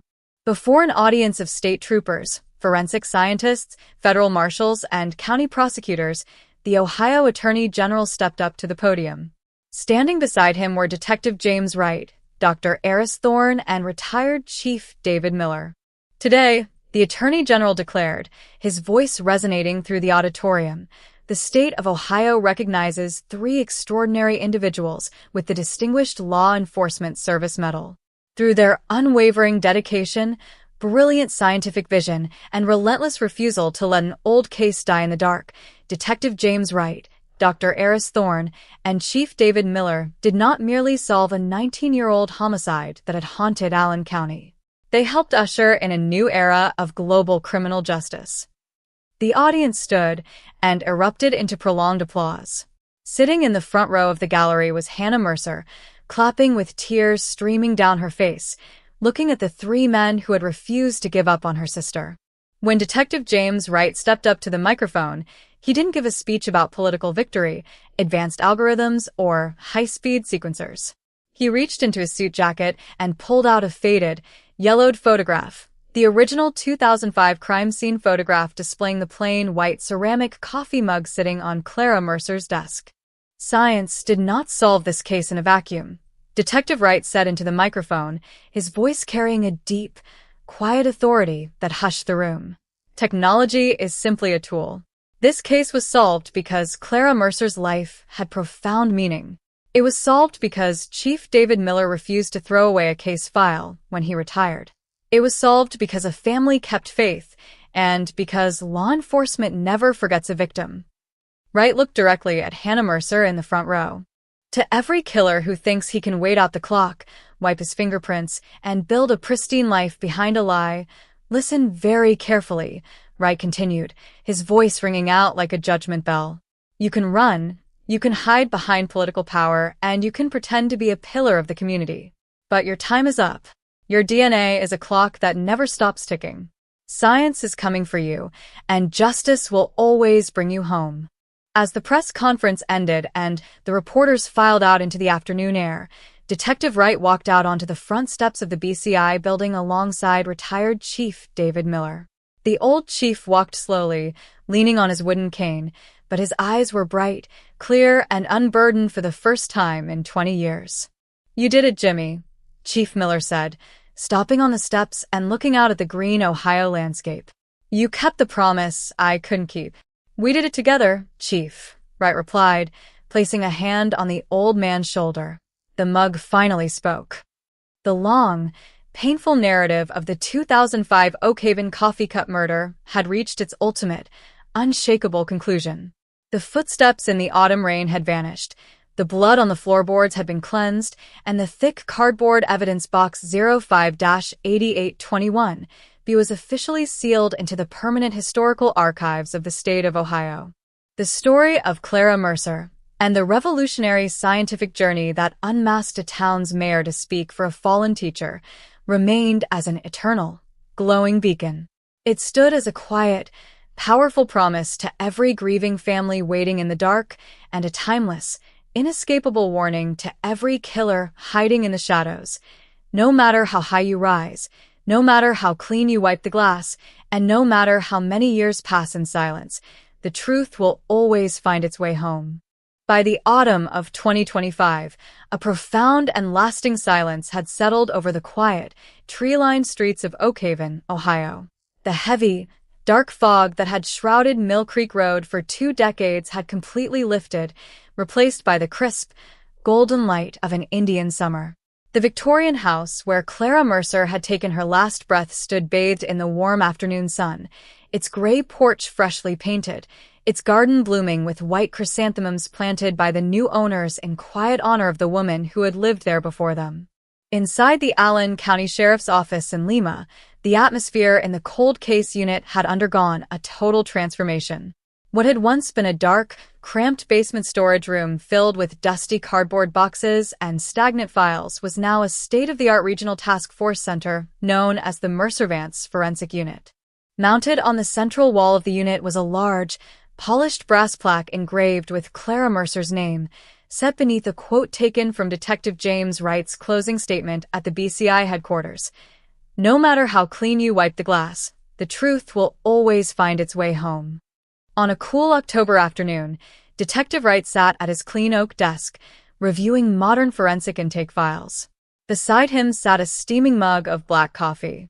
Opposite his desk sat Assistant District Attorney Karen Montgomery, holding a thick legal binder containing final appellate filings. Federal public defenders filed their final response on the habeas petition this morning, Jim, Montgomery said, leaning back in her chair and taking off her reading glasses. Judge Bradley's rulings on the Fourth Amendment surreptitious collection from the coffee shop were affirmed across the board by the Sixth Circuit Court of Appeals. The Supreme Court officially denied cert. Thomas Vance has exhausted every single legal avenue available to him under state and federal law. Wright picked up his coffee mug, taking a slow sip as he looked at the brass plaque on the wall. He's never leaving Lucasville, Karen. Not alive, Montgomery replied firmly. His conviction stands as an unassailable precedent. Every federal district in the Sixth Circuit now cites State v. Vance as the gold standard framework for surreptitious DNA collection in public spaces. She tapped her finger on the binder. In fact, Jem, Montgomery continued, her eyes lighting up with professional pride, the Ohio Supreme Court just released its annual judicial report. The legal architecture established during Vance's trial has already been cited in over 40 cold case indictments across the Midwest. Prosecuting cold-blooded predators who hid behind decades of silence is no longer an uphill battle, it's an organized, methodical machine. While the legal precedents cemented the case into modern American jurisprudence, the scientific wave generated by the white ceramic coffee mug continued to crest across international borders. In late November 2025, Dr. Eris Thorne addressed the International Congress of Forensic Genetics in Geneva, Switzerland. Standing before 2,000 elite molecular biologists, forensic pathologists, and law enforcement directors from 50 nations, Dr. Thorne presented a detailed case study on the 600x deep read alignment methodology utilized in case 05-8821B. On a giant digital projection screen behind him, Dr. Thorne displayed a high-definition 3D rendering of the white ceramic mug, showing the exact microporous glazed surface, where microscopic epithelial skin cells had clung through 19 years of storage. For nearly 20 years, Dr. Thorne explained to the global audience, his voice echoing through the massive convention hall, the world believed that touch DNA recovered from non-porous or semi-porous evidence was a fleeting, temporary biological witness, something that eroded beyond utility after a few years of degradation. The Mercer Vance case dismantled that misconception forever. He pointed to the glowing digital matrix of 2 million single nucleotide polymorphisms. What we demonstrated in Ohio is that human cellular material locked within the microcracks of ceramic or glass glaze is virtually immortal under basic climate control. The human lip does not merely leave a smear, it leaves an eternal genomic blueprint. With quantum-assisted short-read alignment, we can read that blueprint regardless of whether it sat in an evidence locker for 19 years, 50 years, or a century. The era of the undetected cold case is officially dead. Following the Congress, international law enforcement consortia, including Europol and the Royal Canadian Mounted Police, formally adopted the Oakhaven Protocol for re-examining unsolved homicides involving historical physical touch evidence. In London, Scotland Yard opened a dedicated genomic pipeline to reprocess thousands of evidence items from cold cases dating back to the late 1960s. In Tokyo, the National Police Agency established a specialized investigative genetic genealogy unit modeled directly after the Allen County Task Force. The white coffee mug from a small Ohio town had become the catalyst for an unprecedented global revolution in human justice. Back in Oakhaven, the personal lives touched by the murder found a deep, quiet sanctuary of peace. On a chilly December morning, Hannah Mercer stood in the kitchen of her home on the outskirts of town, preparing breakfast for her family. Through the window, she watched the first quiet snow of the winter falling softly over the rolling fields, dusting the pine trees in a clean blanket of white. For 19 years, winter had brought a cold, suffocating ache to her heart, a constant, brutal reminder of the rain-slicked morning when her sister's life was violently stolen. But as she watched the snowflakes drift through the clear morning air, she felt no pain. She felt only a serene, radiant warmth. Her cell phone chimed on the kitchen counter. She picked it up to see a photograph sent by her 21-year-old daughter, Clara, named in honor of the aunt she had never had the chance to meet. The photo showed young Clara standing inside a brightly lit university classroom in Columbus, wearing a white lab coat, holding a bachelor's degree in molecular genetics. Beneath the photo was a simple text message for Aunt Clara. "We turned the dark into light." Hannah pressed the phone to her chest, tears of profound, peaceful joy streaming down her cheeks as she looked out at the falling snow. The darkness had been defeated. The lie had been destroyed. 80 miles away, inside the cold, concrete confines of the Southern Ohio Correctional Facility, inmate Thomas Vance sat on his narrow steel bunk as the pale morning light filtered through the narrow, wire-reinforced window of his solitary cell. At 54 years old, the former mayor of Oakhaven was a hollow ghost of the charismatic politician who had once commanded city council meetings and addressed national news cameras. His hands trembled constantly from progressive neurological stress, his posture was permanently stooped, and his voice was reduced to a faint, gravelly whisper. He watched the snow falling outside his window, falling over the concrete walls, the razor wire fences, and the guard towers. Inmate Vance picked up a small, worn piece of newspaper from his nightstand. It was a clipping from a local Ohio paper featuring a small article about the inauguration of Oakhaven's new mayor, a soft-spoken woman who had pledged complete transparency, fiscal integrity, and community healing. In the background of the news photo, sitting quietly on the front steps of City Hall, was the bronze memorial plaque honoring Clara Mercer. Vance closed his eyes slowly. He didn't ask for a lawyer. He didn't write letters to the appellate courts. He simply sat in the freezing quiet of his 6-by-8-foot cell, surrounded by the eternal, unyielding silence of his own choices. He had tried to play God in a third-grade teacher's study on a rain-slicked morning in 2005. He had executed a woman to protect his stolen money, wiped his coffee cup clean, and built a 16-year political empire on top of her grave.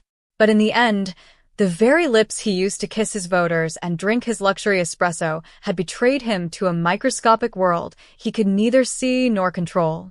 As the sun set over the snow-covered fields of Ohio, casting long, amber shadows across the granite facade of the Allen County Courthouse, Detective James Wright walked down the stone steps into the crisp evening air. He pulled his collar up against the cold wind, looking up at the clear, starlit winter sky above Oakhaven. The city lights burned soft and yellow in the snow. Doors were locked, porch lights were lit, and families sat together in warmth and safety. The phantom of Mill Creek Road was gone. The white mug had spoken, the truth had been vindicated, and the town of Oak Haven was finally, permanently at peace. The transition into the midsummer of 2026 brought a steady, sweltering heat wave across the American Midwest, turning the cornfields of Allen County into vast, rustling seas of deep green under a cloudless turquoise sky. Yet inside the climate-controlled, concrete and glass vault of the Mercer Vance Forensic Unit in Lima, the temperature remained fixed at a sterile, razor-sharp 66 degrees. What had begun as a desperate, 19-year-old cold case investigation into a discarded white ceramic mug had evolved into an unstoppable, highly organized machine of modern American justice. The Regional Task Force was no longer merely maintaining the memory of Clara Mercer. It had become the primary tactical nerve center for cold case genomics across 5 neighboring states. Inside the central control bay, giant wall-mounted monitors displayed real-time computational feeds from the Ohio Bureau of Criminal Investigation's supercomputing cluster. Over 200 open, cold case homicide files, stretching from the industrial river towns of eastern Ohio to the rural counties of southern Indiana and Michigan, were being systematically processed through the exact deep-read alignment pipeline that had unmasked Mayor Thomas Vance. Detective James Wright stood at the elevated glass partition overlooking the sequencing bay, holding a fresh mug of black coffee. Beside him stood Dr. Eris Thorne, who had just returned from advising the Federal Bureau of Investigation on the integration of quantum-assisted single nucleotide polymorphism mapping into the National Violent Criminal Apprehension Program, VICIG. "Look at those processing queues, Eris," Detective Wright said quietly, gesturing toward the cascading streams of green genetic data on the wall displays. 2 years ago, you and I were sitting in a dark basement room arguing over whether 10 degraded skin cells on a glazed ceramic rim could survive a single enzymatic wash. Today, precinct detectives from Cleveland to Cincinnati are running century-old touch evidence through this pipeline like it's standard fingerprint dusting. Dr. Thorne took a sip from his own cup, a reflective, quiet smile touching his lips. "It was never just about the technology, Jim," Dr. Thorne replied, his voice rich with quiet authority. "What the Mercer case proved to the legal and scientific world is that human biology operates on an eternal timetable. Physical tissue degrades, blood dries, paper rots, and memory fades. But the information sequence encoded within human base pairs is immutable. Time isn't a shelter for a murderer anymore. It's just a mathematical variable." Dr. Thorne tapped the glass partition, pointing to a high-speed sequencer humming in the sterile bay below. "In the last 12 months alone," Dr. Thorne continued, "the Oak Haven Protocol has produced ironclad, single-source genomic matches in 74 unsolved cold cases across the Great Lakes region. We've identified serial offenders who operated along the interstate corridors in the 1980s, resolved 40-year-old missing persons cases, and delivered final answers to families who had spent decades living in suffocating, silent grief. Every single one of those indictments traces its lineage back to the rain-slicked morning on Mill Creek Road. While the scientific revolution sparked by the case continued to expand, the legal and administrative realities in Allen County settled into a permanent, unshakable stability. At the Allen County Prosecutor's Office, District Attorney Karen Montgomery stood before her window overlooking the courtyard of the county courthouse. Her office had become a national destination for visiting state attorneys general, federal prosecutors, and legal scholars seeking to study the evidentiary chain of custody protocols developed for State versus Vance. A soft knock sounded at her door, and Assistant District Attorney Marcus Miller, a brilliant 30-year-old prosecutor who had joined the team during the pre-trial hearings, stepped inside holding a fresh legal brief. "Got a moment, Karen?" Miller asked respectfully. "Always, Marcus. What do you have?" Miller set the brief on her oak desk. It was an indictment draft for a 1989 unsolved homicide of a young gas station clerk in neighboring Auglaize County. "We completed the 600X deep read alignment on the suspect's discarded leather glove this morning," Miller explained, his eyes burning with quiet intensity. "Pulled a pristine 2 million SNP profile. Uploaded it to the genealogical network 3 hours ago. We already have a primary familial anchor pointing directly to a retired commercial truck driver living in Florida." Karen Montgomery picked up the brief, reading through the scientific attachments with a deep, serene sense of professional fulfillment. 37 years, she murmured softly. Another family that doesn't have to carry the weight of unanswered questions into another winter. I wanted you to sign the indictment first, Karen, Miller said softly. Because every time we file one of these motions now, every time we force an old crime scene to yield its secrets, we know who laid the brickwork. Clara Mercer's name isn't just on a bronze plaque in Oakhaven. It's embedded into the foundational bedrock of American jurisprudence. Karen signed her name in crisp blue ink at the bottom of the indictment, her hand steady, her heart filled with quiet pride. Take it to the grand jury, Marcus. Let's bring another one home. Meanwhile, 80 miles south in the rolling, heavily guarded hills of Scioto County, the physical reality of inmate Thomas Vance was drawing toward its quiet, inevitable conclusion. Inside the solitary medical infirmary of the Southern Ohio Correctional Facility, inmate number A812-094 lay in a narrow steel hospital bed, his frail body hooked up to a digital pulse oximeter and a slow-drip intravenous line. At 54 years old, the former mayor of Oakhaven had been ravaged by advanced, rapidly progressing neuromuscular failure brought on by years of severe, unyielding psychological stress and absolute social isolation. His physical universe had contracted to 4 pale gray concrete walls, the rhythmic, electronic hum of medical monitors, and the heavy leather boots of correction officers standing guard outside his iron-reinforced door. The custom suits, the executive authority, the political rallies, and the multi-million-dollar real estate holdings had dissolved into ancient, meaningless dust. He was attended every morning by the prison chief medical officer, Dr. Harrison, who reviewed his chart and checked his blood pressure. On a humid Tuesday morning in late July 2026, as Dr. Harrison reached down to adjust the foredrip, Thomas Vance opened his sunken, pale blue eyes. His breathing was heavy, raspy, each breath an agonizing effort against his failing lungs. "Doctor," Vance whispered, his voice reduced to a dry, barely audible rustle of wind through dry leaves. Dr. Harrison leaned down closer to the bed. "I'm here, Thomas. Keep your breathing steady." Vance stared up at the blank white ceiling tiles, his clouded eyes fixed on a tiny water stain in the corner. "The coffee shop," he rasped, his spotted, thin hands trembling against the coarse, white hospital sheet. "On Main Street." I threw the paper cup away, right into the bin. I held it by the bottom cardboard edge. I was so careful. Dr. Harrison looked at the dying man with a calm, solemn expression, devoid of malice or sympathy, recording the clinical observation on his clipboard. "You were careful for 19 years, Thomas," Dr. Harrison said quietly, his voice echoing softly in the sterile room. "But human cells don't lie, and science doesn't forget. You signed your name in Clara Mercer's study in 2005. You just didn't know the world would learn how to read it." Thomas Vance turned his head slowly toward the small, barred window that looked out over the high concrete perimeter wall of the prison yard. He closed his eyes as a long, ragged sigh escaped his chest. There were no political maneuvers left to execute, no high-priced legal defense teams to call, and no financial assets capable of buying a single second of redemption. He was a man who had murdered a gentle woman to protect a stolen fortune, only to be utterly dismantled by the microscopic laws of the universe he had foolishly believed he could escape. At 11:42 p.m. on July 28, 2026, the digital heart monitor beside his bed flatlined with a steady, continuous tone.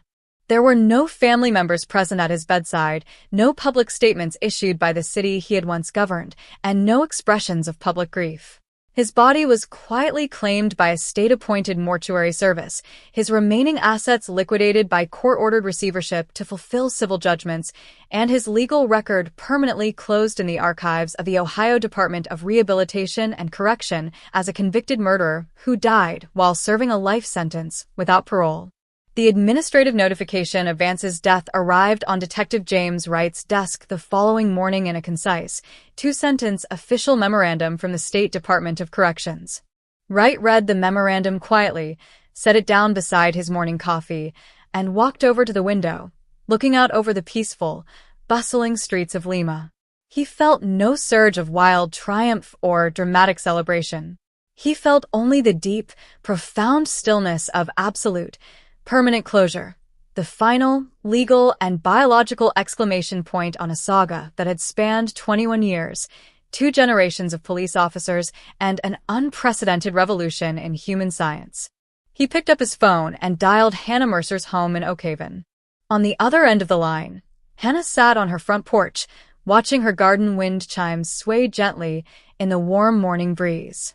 She listened quietly as Detective Wright shared the news in a gentle, respectful tone. "Thank you, Jim," Hannah said softly, tears of quiet, peaceful contentment welling in her eyes as she looked up at the clear blue sky over Oak Haven. "It's completely finished now. Clara can rest in absolute peace." "She brought herself peace, Hannah," Wright replied gently. "She held the truth in her hands, and she gave it to us when we were finally ready to see it." That evening, as dusk settled over Allen County, a gentle, warm summer breeze blew across the quiet streets of Oak Haven.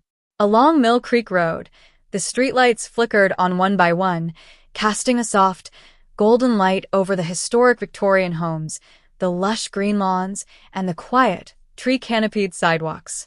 Inside the house where Clara Mercer had lived and worked, the windows were open to the summer night air. The peaceful sound of a young family laughing in the kitchen drifted out onto the porch, echoing softly in the quiet darkness. The dark shadow that had haunted Mill Creek Road for over 2 decades was gone forever. The cold case was solved, the perpetrator was gone, and the truth had been spoken in a voice so clear and mathematically absolute that no passage of time could ever dim its light. The story of the 2005 Oak Haven coffee cup murder had reached its final page. But as the historic implications of the case continued to echo through crime laboratories, law school lecture halls, and courtrooms across the world, the legacy of Clara Mercer remained as an eternal, unyielding promise that no matter how deep the secret, no matter how cold the storm, and no matter how many years pass in silence, the truth will always find its way home. The dawn of August 2026 marked a pivotal milestone in the evolution of modern jurisprudence and forensic genomics. Across the state of Ohio, the lingering echoes of the landmark conviction of Thomas Vance had transitioned from immediate local headlines into the broader, permanent fabric of international legal history. The case of the white ceramic coffee mug was no longer just a triumph for Allen County. It was now universally acknowledged as the primary catalyst that permanently dissolved the traditional boundaries between historical cold cases and modern digital forensics. At the epicenter of this ongoing transformation stood the Clara Mercer Institute of Forensic Genomics, an expansive, state-of-the-art research and training facility newly constructed on the campus of Ohio Northern University in nearby Ada. Funded through a collaborative partnership between state grants, federal research appropriations, and private biotech foundations, the institute served as the global operational nucleus for training prosecutors, homicide detectives, and computational geneticists in the implementation of the Oak Haven Protocol. On a crisp Monday morning, Detective James Wright stood at the polished mahogany lectern of the institute's main auditorium. Dressed in a dark navy suit with his veteran badge pinned neatly inside his jacket, he looked out across a sea of 200 active-duty homicide investigators and forensic specialists representing police agencies from 32 states and 7 foreign nations, including delegates from Scotland Yard, the Australian Federal Police, and Interpol. Behind Wright, an enormous high-definition display projected an interactive, 3-dimensional digital model of the original 2005 crime scene on Mill Creek Road. The image slowly rotated to feature the pristine white, ceramic mug resting on the Victorian study desk, its microscopic surface mapped in glowing blue and gold thermal layers, representing the distribution of touched DNA fragments. When we stepped into that cold, rain-slicked house on October 14th, 2005, Detective Wright began, his voice echoing with deep, quiet authority throughout the silent auditorium. The tools we possessed were completely inadequate to match the cold-blooded premeditation of the killer. Thomas Vance understood the limits of 20th-century forensic science. He knew how to wipe a porcelain handle with isopropyl alcohol. He knew how to avoid leaving readable latent fingerprints. He relied on time, chemical degradation, and the slow decay of human memory to construct a 19-year fortress of absolute political immunity. Wright paused, advancing the digital slide to display the complex, multi-tiered genomic alignment matrix developed by Dr. Eris Thorne. What Vance failed to comprehend, what every serial offender and calculated murderer fails to comprehend, is that science is not a static monolith, Wright continued, gesturing toward the glowing matrix. Science is a dynamic, ever-expanding horizon. The microscopic skin cells he transferred to the glazed rim of that cup while sipping his coffee were not temporary artifacts. They were biological time capsules waiting for computation to catch up with crime. Today, you are here to learn how to unlock those time capsules in your own jurisdictions. For the next 5 days, the intensive curriculum at the Institute immersed the international delegates in every facet of the Oakhaven Protocol. In the high-containment wet labs, Dr. Eris Thorne led specialized modules on advanced enzymatic extraction techniques for severely degraded biological samples. Delegates observed firsthand how ultra-deep 600x single nucleotide polymorphism (SNP) sequencing could reconstruct pristine 2 million marker genomic profiles from sub-nanogram cellular remnants, samples that standard short tandem repeat (STR) Cody's testing had deemed permanently depleted or forensically useless for over 25 years. In the mock judicial chambers, District Attorney Karen Montgomery and Assistant District Attorney Marcus Miller conducted rigorous workshops on constitutional law, Fourth Amendment compliance, and the legal mechanics of surreptitious DNA collection. They instructed prosecutors on how to construct ironclad search warrant affidavits, navigate commercial database privacy regulations, and withstand aggressive defense challenges regarding abandoned property precedents. The ultimate victory of the Vance trial wasn't merely that we placed handcuffs on a corrupt politician, Karen Montgomery told a standing room-only seminar of state attorneys general. The ultimate victory was that we built a legal pipeline so precise, so ethically transparent, and so constitutionally sound that not a single evidence ruling was overturned on appeal. When you apply this science in your home districts, your primary duty is to ensure that your chain of custody is as unassailable as the biology itself. While the Institute trained the next generation of forensic investigators, the real-world operational impact of the Mercer Vance unit continued to ripple across the nation with breathtaking velocity.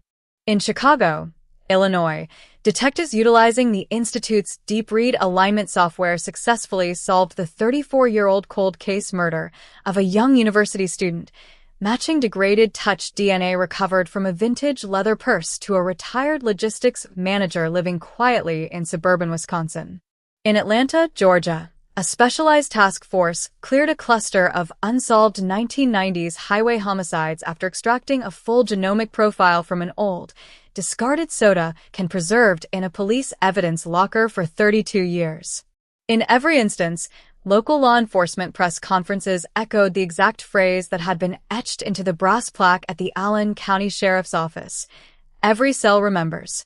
Meanwhile, in the quiet township of Oakhaven, the profound sense of healing that had taken root following the trial blossomed into a vibrant, enduring civic renewal.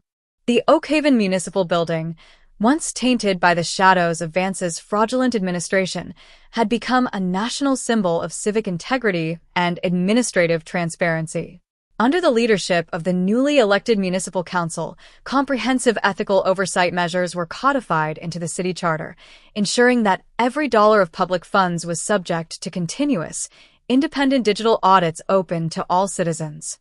On an early autumn evening, as golden sunset light filtered through the canopy of ancient maple trees along Main Street, a small, intimate gathering took place at the Oakhaven Public Library. The city was officially unveiling the Clara Mercer Educational Endowment, a multi-million-dollar nonprofit foundation established through generous private donations and matching state grants. The endowment was designed to provide full university scholarships for local high school graduates pursuing careers in elementary education, public service, and forensic science. Sitting in the front row of the library's historic reading room was Hannah Mercer, her face radiant with a soft, peaceful smile. Beside her sat retired Chief David Miller, who, despite his 83 years and reliance on a wooden walking stick, attended every civic event dedicated to Clara's memory with unyielding pride. Mayor Sarah Jenkins stood at the mahogany podium, looking out at the gathered community members, former students, and local leaders. For almost 2 decades, Mayor Jenkins declared softly, "Our town was defined in the national media by a single, dark tragedy." People heard the name Oak Haven and thought of an unsolved murder on Mill Creek Road. But tonight, we stand here as a community that has walked through the fire and emerged stronger, cleaner, and deeply united. She turned to look at a large oil painting hanging above the library mantelpiece, a warm, life-sized portrait of Clara Mercer smiling gently in her 3rd-grade classroom, holding a storybook in her lap. Clara Mercer dedicated her life to illuminating young minds, teaching children that truth, courage, and kindness are the foundational pillars of a meaningful life. Jenkins continued, her voice filled with quiet emotion. Through this endowment, her light will continue to illuminate the lives of thousands of students for generations to come. The killer sought to erase her voice, but instead, he made her legacy immortal. The reading room erupted into warm, sustained applause. Hannah Mercer reached over, gently pressing Chief Miller's hand. The retired chief looked up at the portrait of the young teacher he had sworn to protect 21 years earlier, a single tear of pure, unadulterated relief trailing down his weathered cheek. As night fell over Allen County, the cool autumn air carried the crisp smell of fallen leaves and distant wood smoke. Outside the Mercer Vance Forensic Unit in Lima, Detective James Wright stood on the top step of the concrete plaza, looking out over the quiet city skyline. He pulled his dark overcoat tight against the brisk wind, taking a deep breath of the clear night air. His cell phone buzzed in his pocket. He pulled it out to see a notification from the primary sequencing server inside the lab. Oak Haven Protocol Matrix, batch 2026-20803. Genomics sequencing complete. 100% single-source alignment confirmed on case 91-0412. Notifying regional investigators. Wright smiled faintly, slipping the phone back into his pocket. The machine was running. The light was spreading. The dark corners of the past were being systematically cleared, one molecule, one marker, one long-awaited answer at a time. He walked down the stone steps toward his car, his footsteps echoing rhythmically in the quiet night. The story of Clara Mercer had begun in tears, horror, and a 19-year silence on Mill Creek Road. But through the relentless pursuit of justice, the unyielding faith of a sister, and the unstoppable light of modern science, it had ended in a triumph so absolute that time itself could never undo it. By late September 2026, the global momentum generated by the resolution of the Clara Mercer case had shifted into an unprecedented era of systemic cold case resolution. What had started as a solitary, painstaking effort inside a cramped Allen County workstation had matured into an international framework known across 5 continents as the Mercer Standard. The white ceramic coffee mug, once catalogued as mere physical evidence item 05-8821B, was now permanently enshrined in a specialized glass exhibition case inside the main atrium of the National Law Enforcement Museum in Washington, D.C., a silent, pristine symbol of scientific truth overcoming 2 decades of calculated deceit. In early October, a landmark international summit convened at the Department of Justice headquarters in Washington. Attended by federal directors, state attorneys general, top forensic geneticists, and senior delegates from Interpol, the summit was formally called to mark the nationwide integration of deep-read genomic alignment into all federal cold case workflows. Detective James Wright sat beside Dr. Eris Thorne and District Attorney Karen Montgomery on the central keynote panel before a crowded auditorium of domestic and international press. Above them hung a massive blue banner reading, "The Mercer Standard, ERA of Forensic Certainty." The United States Attorney General took the podium first, addressing the global media. For nearly a century, the Attorney General declared, his voice echoing through the Grand Hall, the passage of time was the greatest ally a violent criminal could possess. If a killer could evade initial detection, clear their immediate tracks, and survive the first few years of an investigation, The physical evidence would inevitably degrade, witnesses would move or pass away, and the case file would be consigned to a dusty basement box. The conviction of Thomas Vance in Ohio shattered that paradigm forever. The Attorney General turned toward Detective Wright and Dr. Thorne. Through the extraordinary synergy of investigative determination, constitutional rigor, and revolutionary single nucleotide polymorphism alignment, Detective Wright and Dr. Thorne proved that a single touch, a single fleeting contact between human skin and a glazed ceramic mug, leaves an indelible mark that time cannot erase. Today, the Department of Justice officially mandates the implementation of the Mercer Standard across all federal law enforcement jurisdictions. When Detective Wright stepped to the microphone, he bypassed the prepared technical slides and looked directly into the news cameras.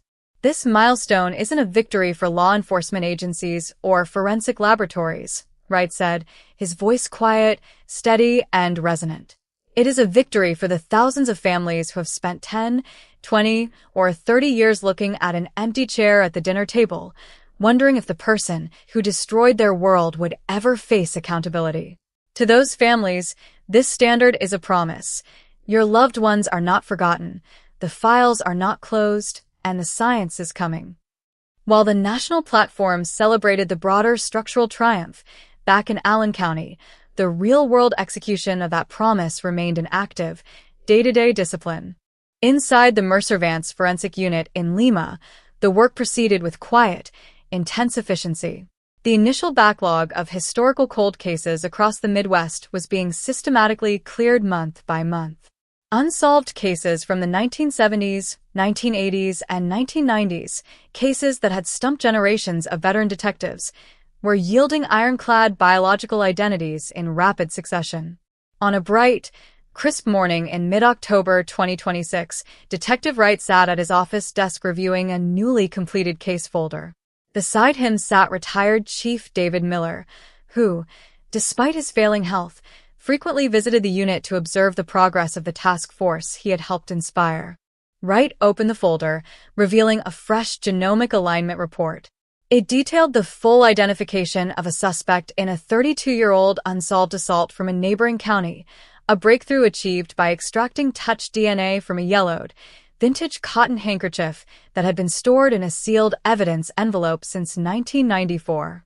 "Look at this, Chief," Wright said, turning the report toward Miller. 32 years sitting on a shelf in a dark evidence room. The old STR testing couldn't get a single locus. Dr. Thorne's team ran the 600x deep read sequencing yesterday morning, pulled 1 million markers, and mapped it straight to a suspect living in Indiana. Warrants being served at noon. Chief Miller leaned forward, putting on his reading glasses as he scanned the clear digital graphs. A deep, quiet sigh of contentment escaped his chest, and his weathered hands shook slightly as he touched the paper. "Jimmy," Miller said, his voice low and filled with emotion, "for 20 years, I carried the guilt of Clara Mercer's unsolved file in my heart. Every night I retired, I thought about that white cup sitting in our storage locker, feeling like we had failed her.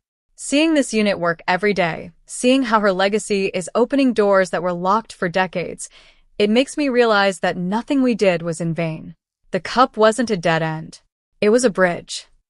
It was a bridge built by everyone who refused to quit on her, Chief," Wright replied softly. "You kept that box safe when everyone else said the case was dead. That's why we're standing here today." In Oak Haven, the crisp autumn wind carried a profound sense of permanent peace through the town. The Victorian house on Mill Creek Road, once the focal point of a terrifying mystery, had become an accepted, quiet part of the neighborhood's living history. Children walked past it on their way to elementary school, laughing and kicking orange maple leaves along the brick sidewalks. The dark aura that had once shrouded the address had completely evaporated, replaced by the steady rhythm of a vibrant, healthy community. On the afternoon of October 14th, 2026, marking exactly 21 years since the morning Clara Mercer was murdered, a simple, quiet gathering took place in the courtyard of Oak Haven Elementary School. There were no media cameras, no political speeches, and no grandstands. It was an intimate gathering of those who had carried the physical and emotional weight of the case from its darkest hours to its ultimate resolution. Hannah Mercer stood near the stone memorial fountain beside her daughter, Clara. Nearby stood Detective James Wright, District Attorney Karen Montgomery, Dr. Eris Thorne, Mayor Sarah Jenkins, and Chief David Miller. Together, they watched as a group of third-grade students, the same age as the children Clara had taught in 2005, placed fresh white chrysanthemums along the granite edge of the fountain. The clear water sparkled under the autumn sun, reflecting the clear blue sky above. Hannah stepped forward, holding a small silver key. She walked over to the base of the memorial fountain, where a small bronze memory box had been built into the stone structure. Inside the box rested a copy of the final judicial trial transcript of State v. Vance, a photograph of Clara smiling in her classroom, and a piece of paper signed by every member of the Modern Forensic Task Force. Hannah locked the small door, turned to the gathered friends, and smiled through quiet tears of lasting fulfillment. 21 years ago today, Hannah said softly, her voice carrying across the quiet courtyard, a terrible storm came to this town. A man thought he could take a life, wipe a cup clean, and hide behind a wall of power and lies. He thought time would bury the truth.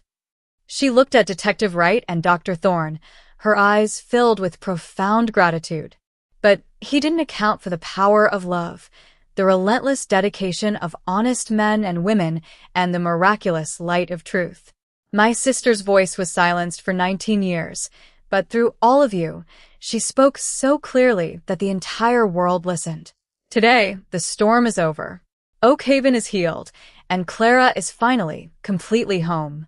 As the sun began to set behind the rolling hills of Allen County, casting a warm golden glow across the town, Detective Wright walked slowly back to his car. He paused on the edge of the school courtyard, taking a deep breath of the cool, clean evening air.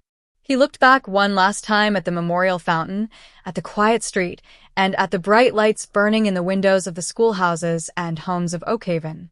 The white mug had yielded its final secret. The lie had been dismantled, the killer had faced justice, and the truth had been woven into the permanent fabric of human history. The long road that had begun on a rain-slicked morning in 2005 had reached its ultimate, unshakable end. Part 11. The crisp, late autumn air of November 2026 brought a deep, reflective quiet to the rolling countryside of northern Ohio.